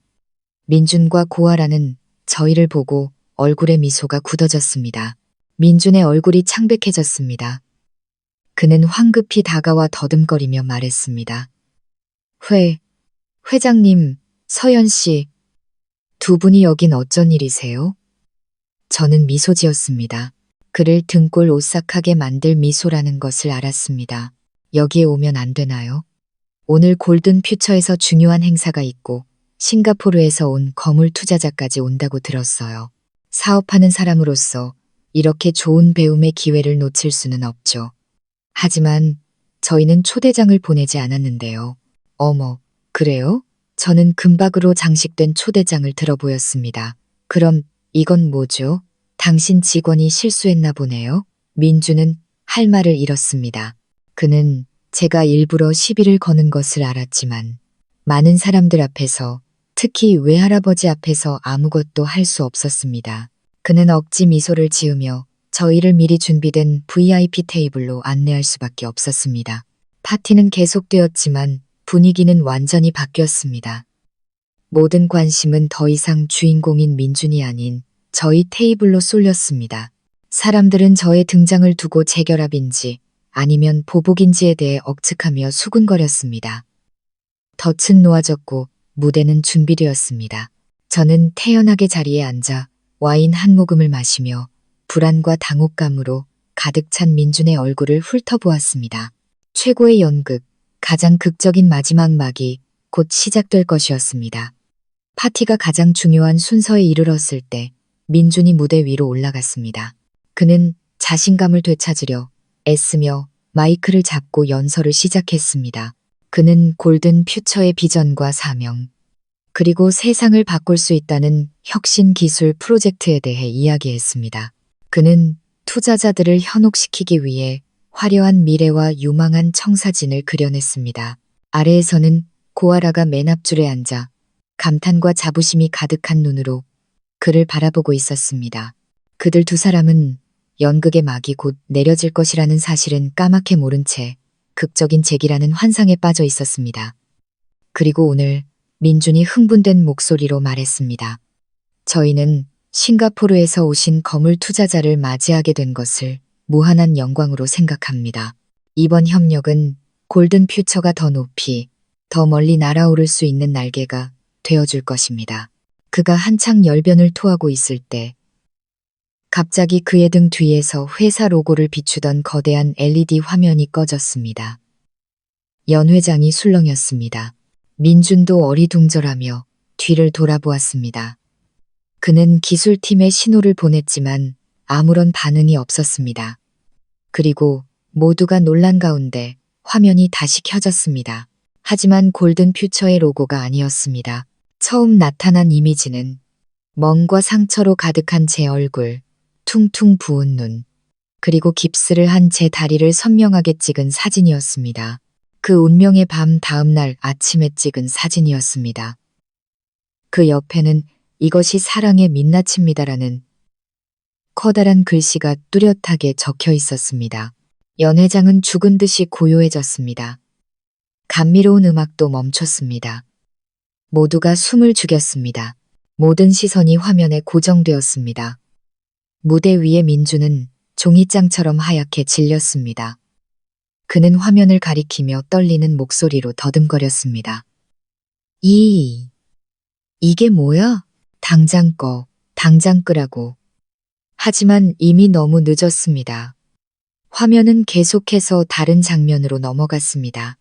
이번에는 영상이었습니다. 바로 그 허름한 반지하에서 민준이 제 머리채를 잡고 발로 차는 모습이 담긴 CCTV 영상이었습니다. 화질이 아주 높지는 않았지만 그의 잔인하고 폭력적인 행위는 변명할 여지 없이 명백하게 드러났습니다. 연 회장 안의 수군거림은 경악과 분노의 외침으로 변했습니다. 세상에 어떻게 저렇게 폭력적일 수가, 멀쩡하게 생겨서 저런 인간이었다니. 아래에 앉아있던 고아라도 얼어붙었습니다. 그녀는 화면을 보았다가 민준을 보았다가 혼란스러운 표정을 지었습니다. 연극은 아직 끝나지 않았습니다. 화면은 계속해서 민준과 고아라가 다정하게 함께 있는 사진들, 그들의 아들과 함께 찍은 행복한 가족 사진, 그리고 제 돈 5억 원이 어떻게 그들의 회사로 흘러 들어갔는지를 증명하는 빼곡한 은행 거래 내역서를 보여주었습니다. 그리고 마지막 결정타. 녹음 파일 하나가 재생되었습니다. 그 소리는 연회장 전체에 울려 퍼졌습니다. 바로 민준과 고아라가 사기 계획을 의논하고 저를 젖소로 만들자고 이야기하는 대화 내용이었습니다. 그 여자, 나약하고 사람을 잘 믿어서 달콤한 말 몇 마디면 바로 돈 꺼내줄 거야. 민준의 목소리가 자신감과 경멸에 가득 차 울려 퍼졌습니다. 녹음이 끝나자 연 회장은 폭발하는 듯 했습니다. 침묵은 맹렬한 분노의 파도로 바뀌었습니다. 사기꾼, 쓰레기 같은 놈, 남의 돈 돌려내. 방금 전까지 민준의 연설을 듣고 있던 투자자들과 파트너들은 이제 그를 괴물 보듯 쳐다봤습니다. 몇몇은 자리에서 일어나 나가버렸고 다른 몇몇은 휴대폰을 꺼내 촬영하기 시작했습니다. 민준은 무대 위에 벼락 맞은 듯 서서 온몸을 떨었습니다. 모든 것이 무너졌습니다. 단 몇 분 만에 그는 증오와 절망이 가득한 눈으로 저를 내려다보았습니다. 이 모든 것이 저의 계획이라는 것을 그는 알고 있었습니다. 바로 그때 제가 조용히 일어나 무대 위로 올라갔습니다. 저는 넋이 나간 행사 스태프의 손에서 다른 마이크를 받아 들었습니다. 저는 민준을 똑바로 쳐다보며 차갑지만 모든 사람이 들을 수 있을 만큼 또렷한 목소리로 말했습니다. 김민준 씨, 당신의 연극은 아주 훌륭했어요. 하지만 이제 막을 내릴 시간이네요. 저는 연 회장을 향해 돌아섰습니다. 제 목소리는 더욱 힘이 실렸습니다. 여러분, 저는 여기 서 있는 이 남자의 아내, 김서연입니다. 여러분이 방금 보신 것은 진실의 아주 작은 일부에 불과합니다. 제가 오늘 여기 선 것은 제 고통을 하소연하기 위함이 아니라 성공한 사업가의 가면을 쓴 전문 사기꾼, 폭력배의 진짜 얼굴을 폭로하기 위함입니다. 저는 서류 뭉치 하나를 높이 들어 보였습니다. 제 손에는 골든 퓨처의 사기, 횡령, 탈세 행위에 대한 모든 증거가 있습니다. 그가 방금 말한 혁신 프로젝트는 여러분의 돈을 노린 허상에 불과합니다. 너, 닥쳐. 민준이 상처 입은 짐승처럼 울부짖었습니다. 그가 제게 달려들려 했지만 제 경호원 2명이 그를 막아섰습니다. 그는 절망적으로 발버둥치며 욕설을 퍼부을 뿐이었습니다. 아래에 있던 고아라는 상황을 돌이킬 수 없다는 것을 깨닫고 무대 위에서 몰락하는 애인을 버려둔 채 조용히 파티장을 빠져나가려 했습니다. 고객 감사와 투자 유치를 위한 파티는 공개 재판장으로 민준이 상상조차 할 수 없었던 가장 치욕적인 심판의 장으로 변해버렸습니다. 연 회장의 혼란 속에서 민준이 경호원들에게 제압당한 채 고함을 지르고 있을 때 갑자기 경찰 제복을 입은 한 무리의 사람들이 입구에 나타났습니다. 그들의 등장은 모든 사람을 침묵하게 만들었습니다. 높은 계급장을 단 근엄한 표정의 한 경찰이 앞장섰습니다. 그는 2명의 경찰과 함께 무대를 향해 빠르게 걸어왔습니다. 사람들은 자동적으로 길을 터주었습니다. 그 경찰은 민준 앞에 멈춰서서 붉은 직인이 찍힌 서류를 내밀었습니다. 김민준 씨, 당신을 사기, 횡령, 특수상해, 그리고 사기 거래 혐의로 체포합니다. 서로 가서 조사받으시죠. 경찰의 말 한마디는 민준의 마지막 남은 희망까지 부숴버리는 망치질과 같았습니다. 그는 발버둥을 멈추고 온몸에 힘이 빠진 채 넋 나간 눈으로 허공을 응시했습니다. 그는 모든 것이 정말로 끝났다는 것을 알았습니다. 2명의 경찰이 다가와 그의 손에 수갑을 채웠습니다. 차가운 수갑 소리가 고요한 공간에 울려 퍼지며 한 죄인의 종말을 알리는 종소리처럼 들렸습니다. 아니야, 내가 아니야.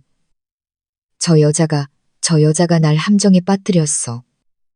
민준이 무의식적으로 중얼거렸지만 더 이상 아무도 그의 말에 귀 기울이지 않았습니다. 그는 고개를 숙인 채 한때 그를 숭배하고 환호했던 사람들 사이를 지나 패배한 개처럼 초라하게 끌려나갔습니다. 연회장 문이 닫히며 방금 막 파괴된 한 인생을 함께 데려갔습니다. 동시에 다른 경찰팀이 고아라의 고급 아파트에 도착했습니다. 그녀는 파티장에서 막 도망쳐 나와 정신을 차리기도 전에 법의 심판을 마주해야 했습니다. 갑작스러운 상황에 놀라고 공포에 질린 데다 임신까지 한 상태였던 고아라는 더 이상 예전의 도도하고 날카로운 모습을 유지할 수 없었습니다. 수사관들의 추궁 앞에 그녀는 금세 무너져 모든 것을 자백했습니다.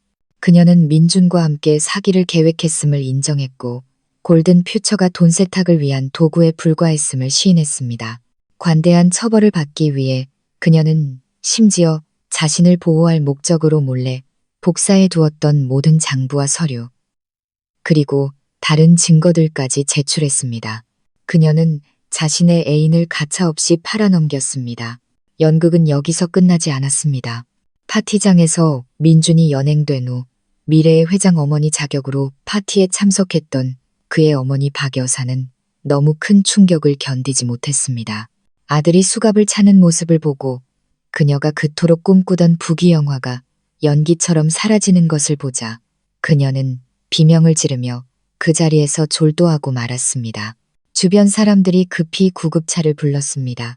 그녀는 혼수 상태로 실려나갔습니다. 그녀와 그녀의 아들이 공들여 만든 연극은 결국 그들 가족의 비극으로 막을 내렸습니다. 하늘의 그물은 넓고 성기지만 결코 놓치는 법이 없었습니다.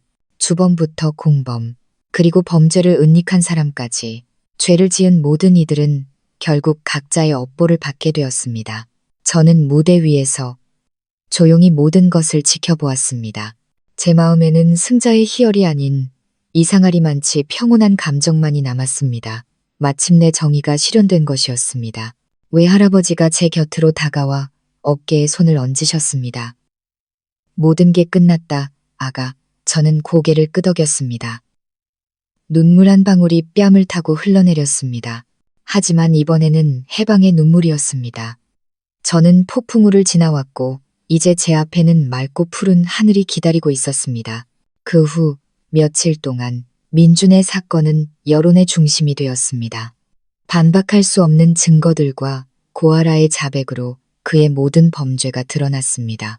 언론은 가난했지만 진취적이었던 청년에서 부유하고 순진한 여성들을 노리는 전문 사기꾼, 가짜 재벌 2세로 전락한 그의 과거를 샅샅이 파헤쳤습니다. 그의 진짜 모습에 사회는 경악하고 분노했습니다. 비정한 아내였던 저는 순식간에 정의를 위해 싸운 강인한 여성의 상징이 되었습니다. 예전의 비난은 감탄과 동정으로 바뀌었습니다. 저는 낯선 여성들로부터 수많은 편지와 메시지를 받았습니다. 그들은 제 이야기가 자신들에게 영감을 주었고 유해한 관계에서 벗어날 용기를 주었다고 말했습니다. 저는 제 싸움이 더 이상 저 혼자만의 것이 아님을 알게 되었습니다. 6개월 후 김민준과 공범들에 대한 재판이 10법원에서 공개적으로 열렸습니다. 이 사건은 여론과 언론의 특별한 관심을 끌었습니다.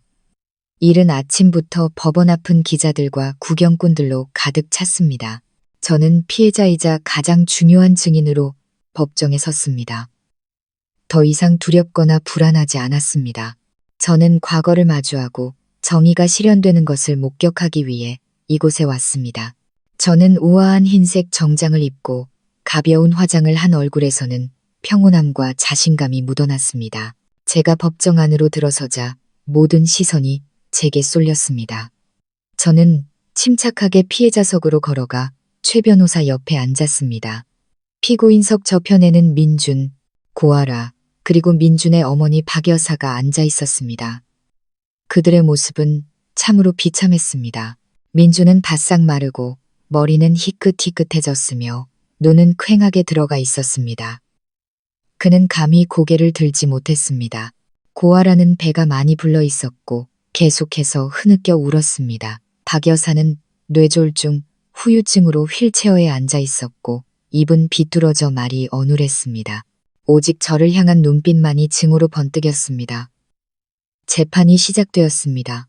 검사는 공소장을 낭독하며 그들의 모든 범죄를 낱낱이 밝혔습니다. 가정폭력, 사기 및 횡령, 그리고 명예훼손 음모까지 우리가 제공한 CCTV 영상, 녹음 파일, 은행 거래 내역, 증인들의 진술 등 명백한 증거들이 각 죄명과 함께 제시되었습니다. 증인신문 순서가 되어 증언대에 섰을 때 저는 한치의 망설임도 없이 제 이야기를 명료하게 진술했습니다. 저는 희생의 세월, 폭력, 배신, 그리고 그들의 잔인한 음모에 대해 이야기했습니다. 저는 울지 않았습니다. 제 목소리는 이상하리만치 차분했습니다. 더 이상 고통을 호소하는 피해자가 아니었기 때문입니다. 저는 정의를 되찾으려는 생존자였습니다. 제 진술이 끝나자 법정은 완전히 조용해졌습니다. 저는 판사와 배심원들, 그리고 방청객들의 눈에서 공감과 분노를 읽을 수 있었습니다. 민준의 차례가 되자 그는 고개를 숙인 채 작은 목소리로 모든 죄를 인정했습니다. 그에게는 더 이상 변명할 것이 없었습니다. 그는 단지 다시 시작할 기회, 곧 태어날 아들에게 죗값을 치를 기회를 달라며 관용을 구할 뿐이었습니다. 고아라는 울면서 모든 죄를 민준에게 떠넘겼고 자신은 그에게 속아 이용당했다고 주장했습니다. 그녀는 임신 중인 것을 고려하여 형량을 줄여달라고 애원했지만 하늘의 그물은 이미 쳐졌고 아무도 죄를 피할 수는 없었습니다. 며칠간의 재판 끝에 마침내 판결의 시간이 왔습니다. 근엄한 표정에 연로한 재판장이 최종 판결문을 낭독했습니다. 본 재판부는 사건 기록, 증거, 그리고 법정 진술을 종합적으로 검토한 결과 피고인 김민준에게 특수상해, 특정경제범죄가 중처벌법상 사기, 명예훼손 등의 혐의를 적용하여 징역 20년을 선고한다. 20년, 인생의 거의 절반에 가까운 시간. 그것이 민준이 치러야 할 대가였습니다. 그는 판결을 듣자마자 주저앉아 두 손으로 얼굴을 감싼 채 어깨를 떨었습니다. 피고인 고아라는 사기 공모 혐의가 인정되나 자백하고 수사에 협조한 점, 그리고 임신 중인 점을 참작하여 징역 7년을 선고한다. 7년, 아이는 감옥에서 태어나고 자라야 할 것입니다. 그것이 다른 사람의 행복을 무참히 파괴한 여자의 업보였습니다. 피고인 박 씨는 명예훼손 및 범인은닉 혐의로 징역 3년의 집행유예를 선고한다. 건강 상태를 고려함. 재판장의 의사봉이 단호하고 힘차게 내려쳐지며 이 모든 사건에 마침표를 찍었습니다. 정의는 실현되었습니다. 저는 안도의 한숨을 내쉬었습니다. 아래 방청석에 앉아 계신 외할아버지를 보았습니다. 할아버지는 제게 조용히 고개를 끄덕여 주셨고 그 눈에는 기쁨이 서려 있었습니다. 제가 법원을 나설 때 수많은 카메라 플래시가 저를 향해 터졌습니다. 하지만 이번에는 호기심 어린 질문 대신 축하의 말이 들려왔습니다. 저는 인터뷰에 응하지 않고 조용히 차에 올라 저의 과거를 심판했던 그곳을 떠났습니다. 전쟁은 끝났고 저는 승리했습니다. 재판은 끝났지만 그 여파는 오래 지속되었습니다. 민준의 가족은 완전히 파멸했습니다. 하지만 저와 유나에게 그것은 새로운 여정의 시작이었습니다. 상처를 치유하고 삶을 재건하는 여정. 법적으로는 승리했지만 저와 특히 유나가 겪어야 했던 정신적 상처는 결코 작지 않았습니다. 폭력적인 장면을 목격하고 갑작스러운 이별을 겪은 아이는 말이 없어지고 겁이 많아졌습니다. 아이는 종종 밤에 놀라 깨어 울며 제 이름을 불렀습니다.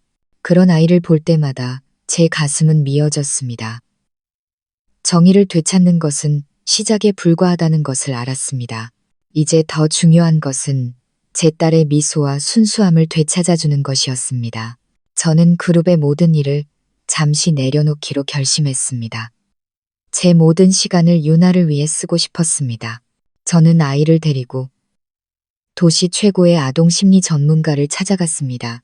의사의 지도 아래 저는 인내심을 갖고 아이의 말에 귀 기울이는 법, 사랑과 안정감으로 아이의 두려움을 달래주는 법을 배웠습니다. 우리 모녀만의 치유 여정이 시작되었습니다. 저는 아이를 데리고 푸른 바다와 하얀 모래사장이 있는 곳으로 웅장한 산으로 여행을 떠났습니다. 우리는 함께 모래성을 쌓고 연을 날리고 석양을 바라보았습니다. 저는 아이에게 세상에는 아이가 겪었던 어두운 구석뿐만 아니라 아름다운 것들이 훨씬 더 많다는 것을 보여주고 싶었습니다. 우리는 함께 미술 수업에 참여하며 그림을 그리고 피아노를 배우고 도자기를 빚었습니다. 저는 아이가 색깔과 음표를 통해 자신의 감정을 자유롭게 표현하길 바랐습니다. 점차 유나가 변하기 시작하는 것을 느꼈습니다. 아이는 더 많이 웃고 더 많이 이야기했습니다. 악몽을 꾸는 횟수도 줄어들었습니다. 아이는 다시 예전처럼 활발하고 사랑스러운 아이로 돌아왔습니다. 아이를 치유하는 과정에서 저 또한 스스로를 치유하고 있었습니다. 아이 곁에서 아이를 돌보고 온전히 사랑하는 것이 제 영혼의 빈 곳을 채워주었습니다. 저는 더 이상 과거에 대해 많이 생각하지 않았고 민준을 원망하지도 않았습니다. 증오를 붙잡고 있는 것은 저 자신을 더 고통스럽게 할 뿐이라는 것을 깨달았습니다. 용서는 그가 그럴 자격이 있어서가 아니라 제가 평화를 누릴 자격이 있기 때문이었습니다. 딸을 돌보는 것 외에 저는 제 자신에게도 더 많은 관심을 기울이기 시작했습니다. 요가와 명상 수업에 등록했습니다. 깊은 호흡과 부드러운 동작은 제 몸과 마음의 균형을 되찾아 주었습니다. 저는 책도 더 많이 읽기 시작했습니다. 철학, 심리학, 그리고 삶의 기술에 관한 책들. 저는 이 세상에 탐험할 흥미로운 것들이 아직 무한하다는 것을 깨달았습니다. 저는 더 이상 제 마음의 문을 닫지 않았습니다. 친구 관계의 마음을 열었습니다. 오랜 친구들과 카페에 가서 이야기를 나누었고 비즈니스계에서 새로운 친구들도 사귀었습니다. 그들은 강하고 독립적인 여성들이었고 저에게 행복의 다른 모델을 보여주었습니다. 행복은 반드시 한 남자에게서 오는 것이 아니었습니다. 그것은 커리어, 열정, 그리고 자기 자신으로부터 올 수 있었습니다. 어느 날 외할아버지가 저를 서재로 부르셨습니다. 할아버지는 제게 서류철 하나를 건네주셨습니다. 서연아, 이건 우리 그룹에서 후원하는 자선 프로젝트 몇 개의 서류다. 한번 보고 네가 가장 마음 가는 프로젝트를 하나 골라 직접 관리해보렴. 이제 네가 지역 사회를 위해 무언가 해야 할 때가 온 것 같구나. 저는 서류를 한 장 한 장 넘겨보았습니다.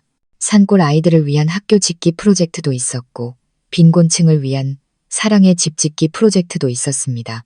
그러다 제 시선이 평온의 집이라는 이름의 프로젝트에서 멈췄습니다. 가정폭력의 피해자인 여성과 아이들을 지원하는 센터였습니다. 가슴이 뛰었습니다. 바로 이거였습니다. 제가 하고 싶은 일이. 저는 제 이야기와 경험을 통해 저와 같은 처지에 있는 여성들을 돕고 싶었습니다. 저는 그들에게 혼자가 아니며 비온 뒤의 땅은 반드시 굳는다고 말해주고 싶었습니다. 치유의 여정은 단순히 고통을 달래는 것이 아니라 그 고통을 힘으로 의미 있는 행동으로 바꾸는 것이었습니다. 그리고 저는 마침내 제 길을 찾았습니다. 3년, 아주 길지는 않지만 가장 깊었던 상처의 통증이 멎고 마음의 폭풍이 잔잔한 호수처럼 가라앉기에 충분한 시간이었습니다. 사람들은 시간이 모든 상처를 치유하는 약이라고 말합니다. 하지만 저는 시간이 스스로는 아무것도 하지 못한다는 것을 깨달았습니다. 시간은 단지 공간일 뿐 그 공간을 치유로 채울지 부패로 채울지는 바로 우리 자신의 의지와 노력에 달려 있었습니다. 저는 그 공간을 희망으로 채우기로 선택했습니다. 저와 유나의 삶은 이제 완전히 새로운 장으로 접어들었습니다. 모든 문장이 평화와 웃음의 잉크로 쓰인 책의 새로운 장. 끔찍한 광경을 목격해야 했던 제 작은 천사는 이제 영리하고 자신감 넘치는 초등학교 2학년 학생이 되었습니다. 아이의 눈에 서려 있던 두려움의 흔적은 완전히 사라지고 그 자리에 맞고 호기심 가득한 반짝이는 삶의 기쁨이 채워졌습니다. 아이는 더 이상 밤에 놀라 깨거나 큰 소리의 울음을 터뜨리지 않습니다. 대신 매일 아침 저를 꼭 껴안고 아이들 세상의 작은 비밀들을 속삭여주고 넘어져도 스스로 일어나 엄마, 나 괜찮아라고 웃으며 말할 줄 알게 되었습니다. 새하얀 교복을 입고 머리를 단정하게 따은 채 학교에서 있었던 일을 제잘거리며 이야기하는 딸을 볼 때마다 저는 그날 끝까지 싸우기로 한 제 결정이 전적으로 옳았다는 것을 확인합니다. 제가 가장 많은 애정을 쏟았던 평온의 집 프로젝트 역시 아름다운 결실을 맺었습니다. 처음에 작은 지원센터에서 시작하여 지금은 수백 명의 불행한 여성과 아이들을 위한 든든한 네트워크, 공동의 안식처로 성장했습니다. 저는 더 이상 멀리서 지켜보는 후원자가 아닌 그들의 언니이자 친구, 동반자가 되었습니다. 매주 저는 이틀 오후를 센터에서 보냅니다. 이를 점검하기 위해서가 아니라 그들의 이야기에 귀 기울이기 위해서입니다. 저는 10년간의 가정폭력을 견디다 두 아이를 데리고 용감하게 탈출한 한 미혼모의 이야기를 듣습니다. 그녀는 TV에서 본 제 이야기가 자신에게 벗어날 힘을 주었다고 떨리는 목소리로 말했습니다. 그때 생각했어요. 눈물이 그렁그렁한 채로요. 부회장님도 해냈는데 왜 나는 못할까? 나도 사람이고 나도 행복하게 살 자격이 있는데 부유하지만 폭력적인 남편과 강제로 결혼할 뻔하다가 집을 뛰쳐나온 17살 소녀의 이야기를 듣습니다. 아이는 비바람치는 밤 빈손과 상처투성이 마음으로 평온의 집을 찾아왔습니다. 이제 아이는 다시 기술을 배우고 있고 패션 디자이너가 되겠다는 꿈을 키워가고 있습니다. 제가 마주하는 모든 이야기, 모든 삶의 조각들은 제 과거를 비추는 거울과 같았습니다. 저는 그들의 두려움 속에서, 고통 속에서, 그리고 희미하게 빛나는 희망 속에서 제 자신의 모습을 보았습니다. 그들을 돕는 것이 바로 저 자신을 치유하는 방법이었습니다. 다시 한번 저는 고통을 극복하는 가장 좋은 방법은 그것을 묻어버리는 것이 아니라 어둠 속에서 길 잃은 다른 이들을 위해 길을 비추는 횃불로 바꾸는 것임을 깨달았습니다. 가끔 조용한 순간이면 저는 문득 민준의 가족에 대해 생각하곤 했습니다. 제가 일부러 찾지 않아도 그들에 대한 소식은 어떻게든 제 귀에 들어왔습니다. 고아라는 만기, 출소 후 아들을 데리고 조용히 도시를 떠났다고 합니다. 멀리 떨어진 시골로 가서 이름을 바꾸고 새로운 삶을 시작했다고 들었습니다. 아마도 아이가 그녀가 계속 살아갈 유일한 이유였을 겁니다. 박 여사는 죄책감과 병마에 시달리다 결국 한 요양원에서 친척 하나 없이 외롭게 세상을 떠났다고 합니다. 그리고 민준, 20년은 길고 긴 형벌입니다. 그는 차가운 철창 안에서 자신의 죄값을 치르고 있습니다. 저는 더 이상 증오나 통쾌함을 느끼지 않습니다. 예전의 분노는 식어버렸고 이제는 차가울 정도의 무관심만이 남았습니다.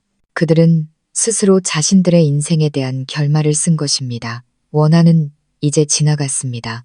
마치 거대한 홍수가 모든 것을 휩쓸고 지나간 뒤 망각의 퇴적층만 남은 것처럼 저는 내려놓는 법을 배웠습니다.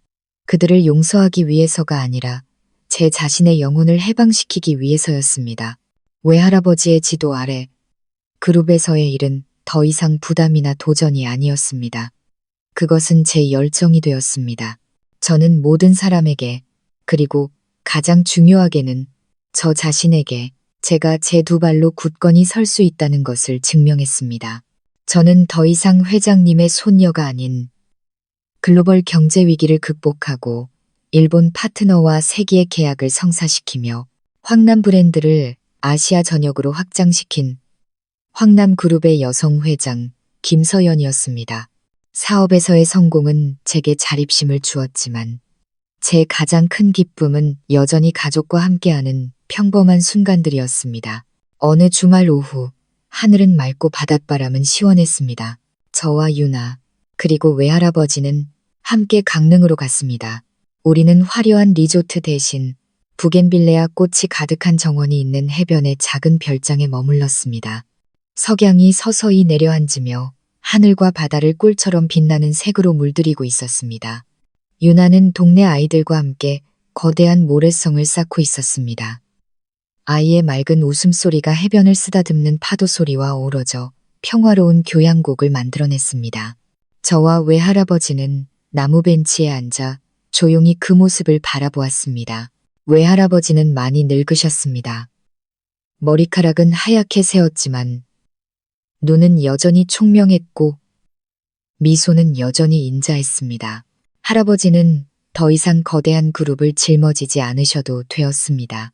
대신 정원을 가꾸고 책을 읽고 유일한 증손녀와 노는 것이 이제 할아버지의 기쁨이었습니다. 저 녀석 좀 보거라. 외할아버지가 말씀하셨습니다. 그의 눈에는 숨길 수 없는 행복이 반짝였습니다. 내 외할머니를 꼭 닮았어. 언제나 밝고 에너지가 넘치지. 저는 미소 지으며 할아버지의 어깨에 머리를 기댔습니다. 야위셨지만 여전히 저의 가장 든든한 버팀목인 어깨였습니다. 감사해요, 할아버지. 항상 곁에 있어 주셔서 저희 모녀에게 모든 것을 주셔서 감사해요. 바보 같은 소리. 할아버지가 제 머리를 쓰다듬으셨습니다. 내 행복은 네가 스스로 쟁취한 게다. 넌 내가 아는 그 누구보다도 강하고 굳센 아이야. 우리는 그렇게 앉아 있었습니다.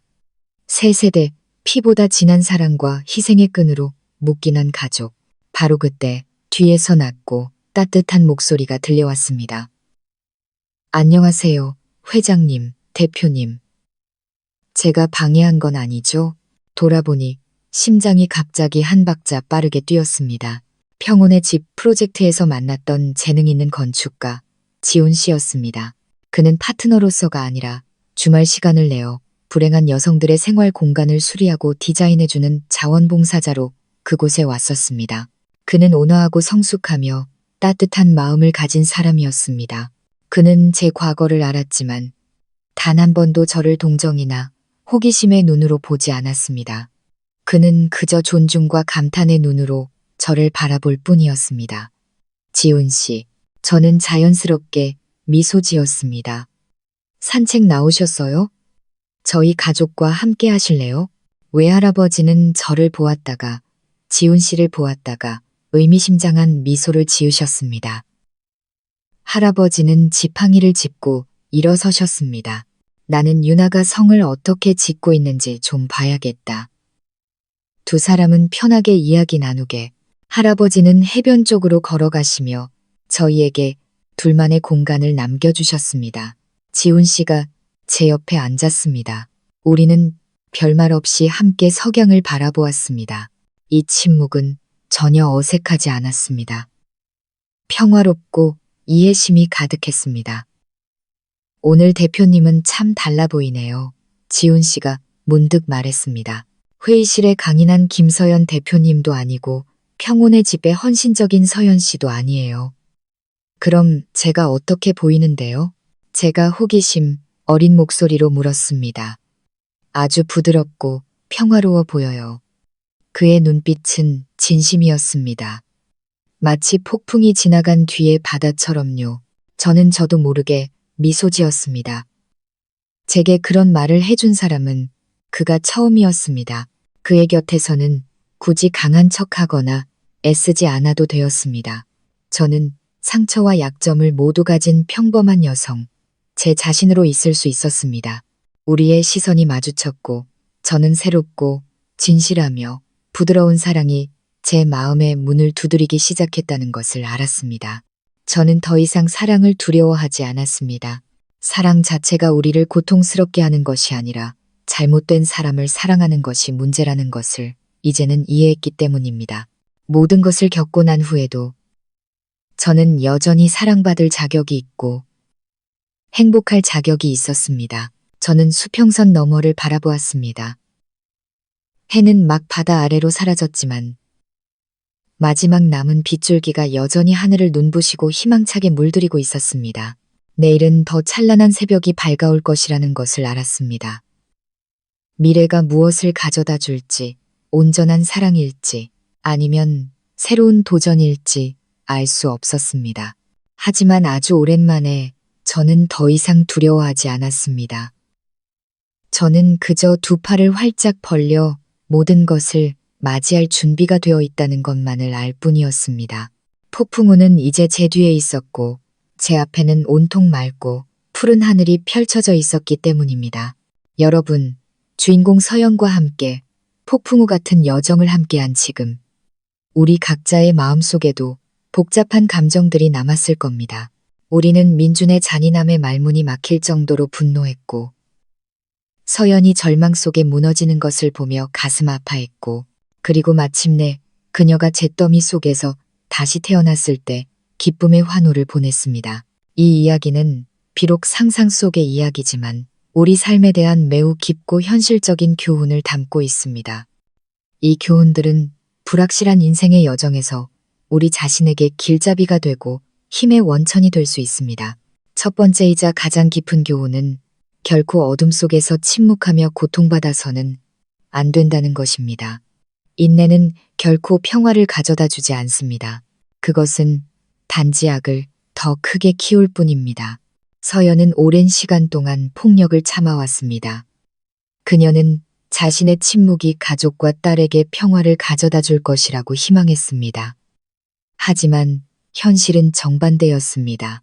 폭력은 한번 시작되면 결코 스스로 멈추지 않습니다. 그것은 날이 갈수록 더 잔인해질 뿐입니다. 어린 유나의 떨리는 외침, 할아버지, 엄마가 곧 죽을 것 같아요는 가장 값비싼 경종이었습니다. 그것은 우리에게 때로는 구원이 인내에서 오는 것이 아니라 가장 작을지라도 용감한 행동 하나에서 온다는 것을 보여줍니다. 구조 요청의 힘을 결코 과소평가하지 마십시오. 우리 아이들과 우리 자신에게 불의와 폭력에 직면했을 때 도움을 청하는 것은 나약함이 아니라 가장 강력한 생존 본능이라고 가르쳐야 합니다. 두 번째 교훈은 변화의 힘과 자기 가치에 관한 것입니다. 서연의 인생은 그녀가 변하기로 결심했을 때 비로소 바뀌었습니다. 그 변화는 단순히 명품 옷이나 부회장이라는 직위에서 온 것이 아니었습니다. 그것은 그녀가 존중받을 자격이 있고 행복할 자격이 있다는 내면 깊은 곳의 인식에서 시작되었습니다. 자신의 가치를 알게 되면 온 세상이 당신을 다른 눈으로 보게 될 것입니다. 이 이야기는 돈과 권력이 유용한 도구이지만 지혜로운 두뇌와 굳건한 마음이 없다면 무의미해진다는 것을 보여줍니다. 서연은 돈을 맹목적인 복수에 사용하지 않았습니다.